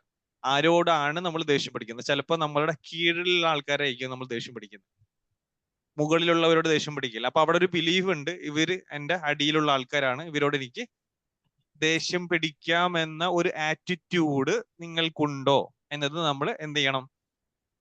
നമ്മൾ അസസ് ചെയ്യണം. ആ ബിലീവിനെ നമ്മൾ എന്ത് ചെയ്യണം? മാറ്റിയെടുക്കണം. ആ ചിന്താഗതിയെ നമ്മൾ മാറ്റിയെടുക്കണം. അപ്പൊ അവിടെ നമ്മൾ ചിലപ്പോ അതിനെ അസസ് ചെയ്തിട്ട് അങ്ങനെ ഒരു ബിലീവ് നമ്മുടെ മൈൻഡിൽ ഉണ്ടെങ്കിൽ അതിനെ ആ സ്ക്രിപ്റ്റിനെ നമ്മൾ മാറ്റി എഴുതണം. അപ്പോൾ അവിടെ ആറ്റിറ്റ്യൂഡ് മാറും, അതിനനുസരിച്ച് ബിഹേവിയറും മാറും.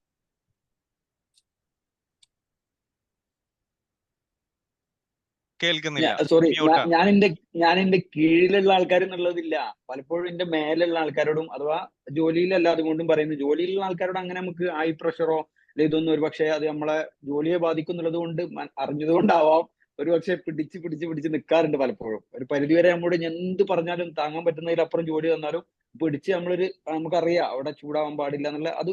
പക്ഷെ പലപ്പോഴും പുറമേ നമ്മൾ ഇടപെടുന്ന ആൾക്കാരുടെ ഇടയിൽ അതിന് മേലെ താഴെ എന്നുള്ള വ്യത്യാസം ഇല്ലാത്ത രീതിയിൽ തന്നെ പലപ്പോഴും കയർത്ത് സംസാരിക്കും. എന്നോട് പറയും, വെയിലത്തോ ചൂടത്തോ ആണെങ്കിൽ, എന്റെ വർക്ക് അങ്ങനത്തെ വർക്കാണ്, ആ വെയിലത്തോ ചൂടത്തോ ആണെങ്കിൽ ഒന്ന് ഓഫീസിൽ ചെല്ല്, എന്നിട്ട് ഒരു ലേശം തണുത്ത വെള്ളം കുടിക്കുന്നൊക്കെ തമാശക്ക് ആൾക്കാർ പറയുന്നുണ്ട്. അപ്പൊ ഞാൻ പറയും, ഞാൻ വെയിലത്തായിട്ടല്ല, അതിന്റെ പ്രകൃതി അങ്ങനെയാന്നൊക്കെ. ഒരുപക്ഷെ ചിലപ്പോ ചില സമയങ്ങളിൽ പുറത്തുള്ള സമയത്തും ചൂടാവാറുണ്ട്. പക്ഷെ ആ പുറമേ ഉള്ള ചൂട് ഉള്ളിലേക്ക് വരില്ല. ഞാൻ പറഞ്ഞത് ചൂടാവുന്ന ഒരു പ്രകൃതം തന്നെയാണ്. അത് മേലെ താഴെ എന്നുള്ള വ്യത്യാസമില്ല. കീഴിലുള്ള ആളാണോ മേലുള്ള ആളാന്നുള്ള അല്ലാത്ത രീതിയിൽ തന്നെ ഒരു പ്രത്യേക ഒരു ഇപ്പൊ കുറച്ച് ദിവസങ്ങളായിട്ട് കുറച്ച് കൂടുതലുള്ള പോലെ എനിക്കിങ്ങനെ എന്നോട് പലപ്പോഴും ഇന്ന അത്രയും അടുത്തറിയുന്ന ആൾക്കാർ പറയാറുണ്ട്, അതൊന്ന് കുറക്കണം, ഒന്ന് കുറക്കണം എന്നുള്ളത്. അത്ര അറിയുന്ന ആൾക്കാരെ പറയാറുള്ളൂ. അതെ, എന്റെ ഒരു അനുഭവം പറയണ ഇപ്പൊ ഈ സംസാരിക്കുന്ന സമീർ സാറ് ദുബായിലാന്ന് തോന്നുന്നു. അപ്പൊ ദുബായിൽ ഇപ്പൊ ജൂൺ ജൂലൈ ആഗസ്റ്റ് സെപ്റ്റംബർ ഒക്കെ നല്ല ചൂട് സമയമാണ്. അപ്പൊ നമ്മള് ചൂട് സമയത്താണ് റൂമിലേക്ക് കയറി വരിക. അപ്പൊ ചെറിയൊരു ചലനങ്ങൾ പോലും, നമുക്കെതിരെയുള്ള ചെറിയൊരു വിമർശനങ്ങൾ പോലും നമുക്കത് ആളിക്കത്താൻ സാധ്യതയുണ്ട്. വളരെ രൂക്ഷമായിട്ടൊക്കെയുള്ള പ്രതികരണങ്ങൾ നടത്താൻ സാധ്യതയുണ്ട്. അതിന്റെ ഭാഗമായിട്ടൊക്കെ നടക്കുമ്പോൾ ഉള്ള ചില ഇതായിരിക്കും. കാരണം എനിക്ക് അനുഭവം ഉണ്ട്. ഇപ്പൊ നമ്മള് ചൂടത്ത് നിന്നാണ് റൂമിലേക്ക് കയറി വരിക, നല്ല നനഞ്ഞ് ആകെ വേർത്തൊലിച്ച് ആകെ അസ്വസ്ഥനായിട്ട്. അപ്പൊ ചെറിയൊരു വിമർശനം പോലും നമുക്കത് വലിയൊരു വിഷയമായിട്ട് തോന്നും. അപ്പൊ നമ്മൾ അതിനനുസരിച്ച് പ്രതികരിക്കും. അപ്പൊ അങ്ങനെയുള്ള പ്രതികരണമാണ് എനിക്ക് തോന്നുന്നു ഈ കേസ്. അല്ല സമീർ സാർ, നേരത്തെ ഞാൻ പറഞ്ഞത് കീഴിലുള്ളവരോടൊന്ന് ഉള്ള രൂപത്തിലല്ല ഞാൻ പറഞ്ഞത്. അതായത് അസസ് ചെയ്യുക എന്നുള്ളതാണ് ഞാൻ ഉദ്ദേശിച്ചത്. അതായത് കീഴിലുള്ളവരാവട്ടെ മുകളിലുള്ളവരാവട്ടെ ഏത് സമയത്താണ് ഏത് സന്ദർഭത്തിലാണ് എങ്ങനെ അതിനെ നമ്മൾ അസസ് ചെയ്യണം. അതിനെ സെൽഫ് അവയർനെസ്, സെൽഫ് ഇവാലുവേറ്റ് ചെയ്യുക. ഏത് സന്ദർഭത്തിലാണ് ഞാൻ ഇമോഷൻ ആകുന്നത്, എന്തുകൊണ്ടാണ് അങ്ങനെ ആകാനുള്ള കാരണം, അത് നമ്മൾ തന്നെ കണ്ടെത്തണം. എന്നാലേ അതിനൊരു റൂട്ട് കണ്ടെത്തിയിട്ട് അതിനെ നമുക്ക് എന്ത് ചെയ്യാൻ പറ്റുള്ളൂ, അതിനെ ചികിത്സിക്കാൻ പറ്റുള്ളൂ. അപ്പോ ഈ സമീർ സാർ ദേഷ്യം പിടിക്കുന്നത് പോലെയല്ല ഞാൻ ദേഷ്യം പിടിക്കുക, ഞാൻ ദേഷ്യം പിടിക്കുന്ന പോലെയല്ല ഇംതിയാസ് സാർ ദേഷ്യം പിടിക്കും. ഇങ്ങനെ പലരും ദേഷ്യം പിടിക്കുന്നത് അല്ലെങ്കിൽ ഇമോഷൻസ് വരുന്നതോ പല വ്യത്യസ്തമായിട്ടുള്ള കാരണങ്ങൾ കൊണ്ടായിരിക്കാം, വ്യത്യസ്തമായിട്ടുള്ള സന്ദർഭങ്ങൾ കൊണ്ടായിരിക്കാം. ഇത് ഉണ്ടാകുന്നത് എങ്ങനെയെന്ന് എന്ത് ചെയ്യണം, നമ്മൾ തന്നെ അസസ് ചെയ്യണം. അതന്നെ സെൽഫ് അവയർനെസ് പറഞ്ഞത്. നമ്മളെ തന്നെ നമ്മളെ കുറിച്ച് ഒരു ബോധവാന്മാരാവുക. അത് എവിടെയാണ് സംഭവിക്കുന്നത് എന്നതിന്റെ റൂട്ട് കണ്ടെത്തിയിട്ട് അവിടെയാണ് നമുക്ക് ആറ്റിറ്റ്യൂഡിൽ മാറ്റം വരാം. നേരത്തെ പറഞ്ഞ പോലെ തന്നെ ചിലപ്പോൾ പല സന്ദർഭങ്ങൾ അതുമായിട്ട് ബന്ധപ്പെട്ടൊക്കെ ഉണ്ടാകും. അപ്പൊ അങ്ങനെയൊക്കെ വരുന്ന സമയത്ത് അത് പേഴ്സണലി തന്നെ നിങ്ങൾ എന്ത് ചെയ്യുക, ഇനിയിപ്പോ അത് തീരെ നമുക്കത് കണ്ടെത്താൻ പറ്റുന്നില്ല എന്നുണ്ടെങ്കിൽ അവിടെ നമ്മൾ ഒരാളെ, ഒരു മെന്ററോ ഒരു കൗൺസിലറോ സൈക്കോളജിസ്റ്റിനോ കണ്ട് നമ്മൾ എന്ത് ചെയ്യുക, അവരുമായിട്ട് ഇരുന്ന് നമ്മളത് കണ്ടെത്തി അത് മാറ്റിയെടുക്കാൻ പറ്റും. ഇമോഷണലി വെൽ ബാലൻസ്ഡ് ആവുക എന്നുള്ളതാണ്. അതായത് ഇമോഷൻസും റിയാക്റ്റും തമ്മിൽ റെസ്പോൺസും റിയാക്റ്റും തമ്മിൽ വ്യത്യാസമുണ്ട് അല്ലെ. അതായത് ഒരു സംഭവം പറഞ്ഞ ഉടനെ നമ്മൾ പ്രതികരിക്കുന്നതിന് നമ്മൾ എന്താണ് റിയാക്ഷൻ എന്ന് പറയും. നമ്മൾ കൂടുതൽ ചിന്തിക്കാതെ പറഞ്ഞ ഉടനെ തന്നെ നമ്മൾ ചെയ്യുന്നതിന് നമ്മൾ റിയാക്ഷൻ എന്ന് പറയും. എന്നാൽ റെസ്പോൺസ് എന്ന് പറഞ്ഞാൽ കുറച്ചും കൂടി നമ്മൾ അതിനെ കുറിച്ച് ആലോചിച്ച് പറയുന്നതാണ്. അപ്പൊ അവിടെ അത്തരം കാര്യങ്ങളൊക്കെ നമ്മളതില് ഇപ്പൊ വാട്സപ്പിൽ വന്ന ഈ സിസ്റ്റക്ക് റിയാക്ഷൻ പെട്ടെന്ന് നമുക്ക് കൊടുക്കാമല്ലോ, ലൈക്ക് ഇതൊക്കെ. ആ വോയിസിന്റെ ചിലപ്പോൾ 1 മിനിറ്റിന്റെ വോയിസ് ആണെങ്കിൽ ഒരു 10 സെക്കൻഡ് ആകുമ്പോൾ തന്നെ നമുക്ക് ലൈക്ക്. പക്ഷെ ബാക്കി 50 സെക്കൻഡ് ഒരു പക്ഷെ നമുക്ക് എന്ത് ചെയ്യേണ്ടി വരും, അത് ചേഞ്ച് ചെയ്തിട്ടോ അല്ലെങ്കിൽ അത് നമുക്ക് ലൈക്ക് അല്ലാത്ത വിഷയമുണ്ടോ. ഈ റിയാക്ഷൻ ശരിക്ക് പെട്ടെന്നുള്ള, നിങ്ങളിപ്പോ പറഞ്ഞില്ലേ പെട്ടെന്നുള്ള. അപ്പൊ ശരിയാണ്, ആ റിയാക്ഷൻ പലപ്പോഴും തെറ്റാറുണ്ട്. റിയാക്ഷൻ ഒഴിവാക്കി പരമാവധി നിങ്ങൾ പറഞ്ഞത് എന്താണ്, അടുത്ത എന്താ പറഞ്ഞത്, റിയാക്ഷൻ അല്ലാതെ റെസ്പോൺസ്. അതിന് കുറച്ച് വെയിറ്റ് ചെയ്തിട്ട് മറുപടി പറയുന്ന ഞാൻ കുറച്ചും കൂടെ ഒക്കെ ചൂടായാലും തണുപ്പായാലൊക്കെ കുറക്കാം. ഇൻഷാ അല്ലാഹ്. ശുക്രൻ, ജസാക്കുമുല്ലാ ഖൈർ. വളരെ സന്തോഷം. Thank you. സാറേ, സമീർ സാർ പറഞ്ഞതിൽ എനിക്ക് മനസ്സിലായത് സമീർ സാറിന് അറിയുന്നില്ല ഈ സംഭവം. സമീർ സാർ ഇങ്ങനെയാണ് പറയുന്നത് എന്നുള്ളത് സമീർ സാർ അറിയുന്നില്ല. സാധാരണ പറയുന്ന പോലെ തന്നെയാണ് സാറ് പറയുന്നതെന്നാണ് എനിക്ക് മനസ്സിലായത്. പക്ഷെ കേൾക്കുന്ന ആളുകൾക്ക് തോന്നിയത് സാറ് ഇങ്ങനെയൊക്കെ ഒരു ഇതായിക്കൊണ്ടാണ് നമ്മളോട് സംസാരിക്കുന്നതെന്നാണ്. അപ്പൊ ഫ്രണ്ട്ലി ആയിട്ട് തന്നെ അവരോട് പറയുകയാണെങ്കിൽ അത് സോൾവ് ചെയ്യാൻ പറ്റുമെന്നാണ് എനിക്ക് തോന്നുന്നത്. പിന്നെ സാറൊന്ന് ജസ്റ്റ് ഒന്നൊരു ബ്രീത്ത് എടുത്തൊക്കെ റെഡി ആവുകയാണെങ്കിൽ ഓക്കെ ആണെന്നാണ് എനിക്ക് തോന്നുന്നത്. അല്ല, ഫ്രണ്ട്ലി അത്രയും അടുത്ത ആളാണ്. പിന്നെ നമ്മളെ സ്വാഭാവികം നമ്മളെ ഒരു തെറ്റ് തിരുത്തണം എന്നുണ്ടെങ്കിൽ നമ്മൾ അത്രയും ക്ലോസ് ഫ്രണ്ടുകൾക്കാണ് അത് ചെയ്യാൻ പറ്റുള്ളൂ. അല്ലാതെ എല്ലാവരും ഒരു പക്ഷെ നമ്മളെ തെറ്റ് തിരുത്താൻ അതേ ക്ലോസ് ഫ്രണ്ട് ആയതുകൊണ്ടാണ് സാർ അങ്ങനെ പറയുന്നത്. ഓക്കെ, പക്ഷെ അതുകൊണ്ട് അത് ഞാൻ അവരിന്നോട് പറഞ്ഞെന്താ, എന്റെ സ്വഭാവത്തിൽ ഈ എന്നോട് എന്നല്ല, ഈ പൊതുവെ എല്ലാ സംസാരത്തിലും എന്റെ ഒരു ചൂട് കൂടി വരുന്നുണ്ട് എന്നുള്ള ആ ആൾ എന്നോട് തിരുത്താണ്. അവരോട് സംസാരിക്കണത് മാത്രല്ല, അവരെ സംബന്ധിച്ച് ഞാൻ മറ്റുള്ളവരോട് ഇടപഴകുമ്പോഴും അവരിന്നെ അടുത്തറിയുന്ന ആൾക്കാരാണ്. അപ്പൊ ഞങ്ങളൊരു ഗ്രൂപ്പ് ഓഫ് ആൾക്കാർ എന്ന് പറയുമ്പോൾ ആ ഒരു വിങ്ങിലുള്ള ആൾക്കാരോടൊക്കെ ഞാൻ ഈ ഒരു കയർത്ത് സംസാരിക്കുമ്പോൾ നിങ്ങളെ ചൂടൊന്ന് കുറക്കണം കേട്ടോ, നിങ്ങളെ സംസാരത്തിൽ ഒരു മയം വരുത്തണം, ഒരു ചൂട് കുറക്കണം. പലപ്പോഴും നിങ്ങൾക്ക് ചൂട് കൂടി ഒരു പ്രത്യേക ഒരു സംസാരമായി വരലുണ്ട് എന്ന് ഇങ്ങനെ ഘട്ടം ഉണർത്തലുണ്ട്. ഞാനിത് എങ്ങനെ കുറക്കും എന്നുള്ളത് ആളോട് ചോദിച്ചിട്ട് ആൾക്കും പറയാൻ പറ്റില്ല. നിങ്ങൾ തന്നെ ഒന്ന് പരമാവധി ശ്രമിച്ചാൽ മതി എന്നൊക്കെ പറയാന്നല്ലാതെ അതിന് പരിഹാരമാണ് ഇപ്പൊ ഞാൻ ഈ ഒരു ചോദ്യമൊക്കെ എത്രയും നീണ്ടുപോയതിൽ ക്ഷമ ചോദിക്കണം. നിങ്ങളൊരാഴ്ച രാവിലെ ബ്രീത്ത് എടുക്കുക, അപ്പൊ ശരിയാവും. അതാണ് ഇപ്പൊ എനിക്ക് പറയാനുള്ളത്. അവരെ കേൾക്കാനുള്ള സന്നദ്ധത ഉണ്ടാവുക എന്നുള്ളത് വളരെ പ്രധാനപ്പെട്ട ഒരു ഘടകമാണ്. ലിസണിങ് എന്ന് പറയുന്നത് നമ്മൾ എന്ത് സംഭവം ആര് പറഞ്ഞു കഴിഞ്ഞു കഴിഞ്ഞാലും ഒരാളെ കേൾക്കാനുള്ള ഒരു സന്നദ്ധത, ആ ഒരു പേഷ്യൻസ് നമുക്ക് ഉണ്ടാവണം. അപ്പൊ തന്നെ നമുക്ക് കുറെ കൂടി ആരും ആയിക്കോട്ടെ, മക്കളാവട്ടെ, ഭാര്യ ആവട്ടെ, ഹസ്ബൻഡ് ആവട്ടെ, എംപ്ലോയീസ് ആവട്ടെ, ബോസ് ആവട്ടെ, ആരും ആവട്ടെ, അവര് പറയുന്നത് കൃത്യമായിട്ട് അവരുടെ ആ ഒരു കാര്യം പലപ്പോഴും നമ്മൾ അവർ പറയുന്നതിന് മുമ്പ് നമ്മൾ അവരെ അറ്റാക്ക് ചെയ്യും. പറഞ്ഞു തീരുന്നതിനും അവിടെയാണ് നമ്മൾ റിയാക്ഷൻസ് വരുന്നത് പലപ്പോഴും. നമ്മളൊന്ന് ആലോചിച്ച് നോക്കിയ, കടയില് പിന്നെ ഒരു പിന്നെ ചില്ലറ ഇല്ലാത്തതിന്റെ പേരിൽ ഒരാളെ കുത്തിക്കൊന്നു, അല്ലെ? കേട്ടിട്ടില്ലേ?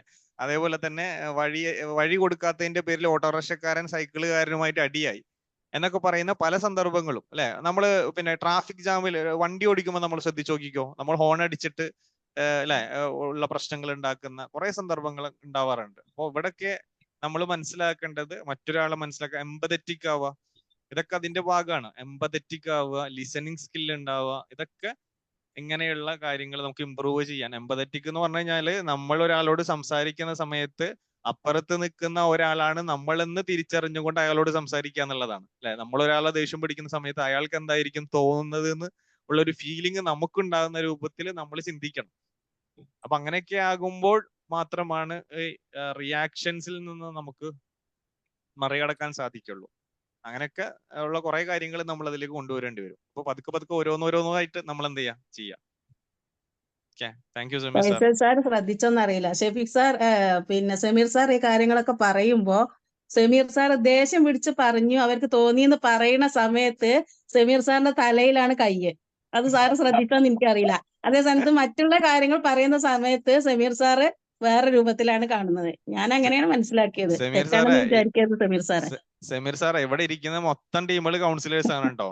അതുകൊണ്ട് കണ്ട ആ കയ്യ് പോയതടക്കം കണ്ട, കയ്യ്, തല, ചിരി, കണ്ണടക്കം, കണ്ണ് എവിടെ പോകുന്നു സാറ് പിന്നെ പറയുന്ന കണ്ണിന്റെ ഇമ വെട്ടുന്നത് പോലും അല്ല, ആ ഒരു കണ്ണിന്റെ ചലനം പോലും നമുക്ക് അല്ല, ക്യാമറ മനസ്സിലാക്കണ്ട. ഓഫ് ആക്കേണ്ട സാറേ, എല്ലാ കാര്യം പറഞ്ഞതാണ്, തെറ്റാണെന്ന് വിചാരിക്കരുത്. കാരണം അങ്ങനെ നമുക്ക് മാറ്റിയെടുക്കാൻ പറ്റുള്ളൂ അത്. കാരണം നമ്മളിലുള്ള തെറ്റുകള് നമ്മൾക്ക് മറ്റൊരാൾ ചൂണ്ടിക്കാണിച്ച് തരുമ്പോഴേ നമുക്ക് അതെന്ത് ചെയ്യാൻ പറ്റും, മാറ്റാൻ പറ്റുള്ളൂ. അല്ലാതെ നമുക്ക് മാറ്റാൻ പറ്റില്ല ഒരിക്കലും. നമ്മളെ തെറ്റ്, നമ്മളെ ശരി പറഞ്ഞതുകൊണ്ട് കാര്യമില്ല. നമ്മളെ തെറ്റ് നമുക്കൊരാൾ ചൂണ്ടിക്കാണിച്ചു തരുമ്പോൾ ആ തെറ്റ് നമുക്ക് മാറ്റിയെടുക്കാൻ കഴിയുള്ളൂ. എപ്പോഴും അതാണ് നമ്മൾ ചെയ്യേണ്ടത്. അപ്പൊ സാറിന്റെ ഫ്രണ്ട്സിനോട് പറയുക എന്തൊക്കെയാണ് ഞാൻ മാറ്റം വരുത്തേണ്ടത് എന്ന് നിങ്ങൾ എല്ലാരും കൂടി ഇരുന്ന് പറഞ്ഞ് ഇതാക്കി ശരിയാവണമെങ്കിൽ ഒരാഴ്ച കൊണ്ട് സാറിന് മാറ്റിയെടുക്കാൻ മാത്രമേ ഉള്ളൂ. ചൂട് മാത്രം ആ ചൂട് മാറ്റാൻ പറ്റും. കാരണം നിങ്ങൾ എല്ലാരും കൂടെ ഒന്ന് ഒരുമിച്ച് ഇരുന്ന് ജസ്റ്റ് ഒക്കെ ഒന്ന് പറയുന്ന സമയത്ത് എല്ലാവർക്കും അങ്ങോട്ടും ഇങ്ങോട്ടും സാറ് പറഞ്ഞ പോലെ, ഫൈസൽ സാർ പറഞ്ഞ പോലെ ഒരു മെന്റർ ആയിക്കൊണ്ട് നിന്നുകൊണ്ട് അങ്ങോട്ടും ഇങ്ങോട്ടും കേൾക്കാനുള്ള ഒരു ഇതുണ്ടെങ്കിൽ പെട്ടെന്ന് മാറ്റാൻ കഴിയും. ശുക്രാൻ, ജസാക്കുമുല്ലാഹ് ഖൈർ. ആമീൻ. Thank you Sameer sir. വേറെ ആരെങ്കിലും? അല്ല, ഇപ്പൊ ഈ ഷമീർ സാറിന്റെ അനുഭവം പറഞ്ഞപ്പോഴേ ഞാൻ നേരത്തെ പറഞ്ഞല്ലോ, നമ്മള് സാഹചര്യം ഒരു ഘടകമാണ്. ഇപ്പൊ ഗൾഫിൽ നമ്മൾ ജോലിയുടെ സമ്മർദ്ദം, പിന്നെ നാട്ടിൽ നിന്ന് വരുന്ന പല കടത്തിന്റെ കാര്യങ്ങൾ, അങ്ങനെയൊക്കെ ആയിട്ട് അതിനെ കുറിച്ചിട്ടൊക്കെ നമ്മൾ വളരെ അസ്വസ്ഥനായിരിക്കും. അങ്ങനെ നമ്മൾ പുറത്തൊക്കെ ജോലി ചെയ്ത് വളരെ പ്രയാസപ്പെട്ട് ചൂടൊക്കെ ആയിട്ട് നമ്മൾ റൂമിലേക്ക് കയറി ചെല്ലുമ്പോൾ റൂമിലത്തെ ആളുകൾ ഇങ്ങനെ നെഗറ്റീവും പലതരം ചെറിയ ചെറിയ പ്രശ്നങ്ങൾ നമ്മൾ പറഞ്ഞുകൊണ്ടിരിക്കും. അപ്പൊ നമ്മുടെ എമ്പതറ്റിക് ആവും. ആദ്യ സമയങ്ങളിലെ കുറെ എമ്പതറ്റിക് ആവും. പക്ഷെ ആളുകൾ മനഃപൂർവ്വം നമ്മളെങ്ങനെ ആക്കുമ്പോൾ എന്ത് ചെയ്യും, നമ്മൾ ആ റൂം കൊണ്ട് മാറിക്കളയാൻ. അങ്ങനെ കുറെ അനുഭവങ്ങളുണ്ട് എനിക്ക്. റൂമിൽ നിന്നുകൊണ്ട് മാറുക, വേറെ റൂം എടുത്തിട്ട് വേറെ താമസിക്കുക, അതേ അതിന് വഴിയുള്ളൂ. അപ്പൊ പിന്നെ അവരെ വിമർശനം കേൾക്കേണ്ടി വരില്ല, നമ്മൾ പ്രഷറാണെന്ന് അവർ പറയേയില്ല. അതാണ് ഒരു മാർഗം. കൂടുതലായിട്ട് അങ്ങനെ പറയുന്നത് നമ്മൾ ആ ഭാഗത്തുനിന്നേ മാറിക്കളയാം. ഓക്കെ, ശരി. Okay, thank U Shafeeq sir.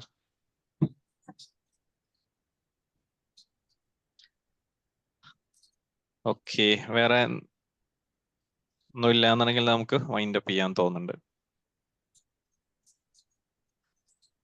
Sameer sir ഒന്നും വിചാരിക്കരുത് അങ്ങനെ പറഞ്ഞതിന്. ഇല്ല സമീർ സാർ ഇല്ല അങ്ങനെ വിചാരിക്കില്ല. എനിക്ക് സന്തോഷമുള്ളൂ നിങ്ങളെ ഇടപെട്ടെ. ഞാൻ എന്റെ തലയിൽ കഴിക്കുന്നത് എന്താ വെച്ചാൽ, ഞാൻ സൈറ്റിൽ നിന്ന് ഹെൽമെറ്റ് വെച്ച് വന്ന് പിന്നെ ആ മുടിയൊക്കെ ഒന്ന് ആകെ ഒരു അലങ്കോലായി നിൽക്കുന്നത് തോന്നും. പക്ഷെ നിങ്ങൾ പറഞ്ഞ വേറൊരു വിഷയം കൂടെ അവിടെ ഉണ്ട്. എല്ലാ കാര്യങ്ങളിലും ഞാൻ തലയിൽ കഴിക്കുന്നില്ല എന്ന് പറഞ്ഞപ്പോ അതെനിക്ക് എന്റെ ഒരു ഇതിലേക്ക് പോയി. അഥവാ സംഭവം ശരിയാണ്. ഞാൻ എനിക്ക് ആ ഒരു ചില സമയത്ത് മാത്രമേ തലയിൽ കഴിക്കുന്നുള്ളൂ. മുടി ശരിയാക്കാനാണെങ്കിൽ ഒരിക്കൽ ശരിയാക്കിയാൽ നിർത്താലോ. പക്ഷെ ചില റിപ്പീറ്റേഷൻ വരുന്നുണ്ടെന്നുണ്ടെങ്കിൽ അതിലും എന്തോ ഒരു ഇതുണ്ട്. അത് ഞാൻ നിങ്ങൾ കൗൺസിലർ ആണ് പറഞ്ഞിട്ട് നിങ്ങളുടെ അടുത്തേക്ക് തന്നെ വരേണ്ടി വരും ഇപ്പൊ. അല്ല, നമ്മൾ കൗൺസിലർമാർ ആദ്യം ചെയ്യുന്നത് ഒരാളെ വാച്ച് ചെയ്യാണ്. അവരെ ഫേസൊക്കെ നോക്കി ഇരുന്നു കൊണ്ടാണ് നമ്മൾ അവരോട് സംസാരിക്കുക. അപ്പോഴേ നമുക്ക് അവരിൽ നിന്നുള്ള കാര്യങ്ങൾ കിട്ടുള്ളൂ. തീർച്ചയായിട്ടും. ശുക്രാൻ. ഇതിന്റെയൊക്കെ കാരണക്കാരൻ നമ്മളെ ഫൈസൽ സാർ തന്നെയാണ് കേട്ടോ. ഫൈസൽ സാറിന്റെ ഒരു മോട്ടിവേഷൻ കൊണ്ടാണ് നമ്മൾ ഇത്ര ഉയർച്ചയിലെത്തിയത്. ഫൈസൽ സാറാണെന്നുള്ളത് നമ്മൾ ഇംതിയാസ് സാർ പറഞ്ഞപ്പോ ഞാൻ ഫൈസൽ സാറിന്റെ അടുത്തേക്ക് വരുന്നുള്ളത് ഫൈസൽ സാറിന് പൂർണ്ണ ബോധ്യമുണ്ട്. അപ്പൊ അത് തടയിടാൻ വേണ്ടിയിട്ട് ഇതിലുള്ളവരൊക്കെ ഇതിലേറെ വലിയ കരുത്തരാണെന്നുള്ളത് പറഞ്ഞ് എന്നെ ഡൈവേർട്ട് ചെയ്ത് വിട്ടതാണ്. അത് എനിക്ക് ഫൈസൽ സാറിനെ പൂർണ്ണമായിട്ട് അറിയുന്നതുകൊണ്ടും ഫൈസൽ സാറിന് ഞാൻ ഈ ചോദ്യമായിട്ട് വരും എന്നുള്ളത് അറിയുന്നുണ്ട് എന്താണെന്ന് ഇന്നൊന്ന് മാറ്റി വെച്ച് നോക്കിയാണ്. വേറെ ആരെങ്കിലും ഒരു പരിഹാര മാർഗം പറഞ്ഞു കൊടുക്കണ്ടോ നോക്കിയതാവാം. ഉറപ്പ് ഞാൻ പറയണില്ലേ.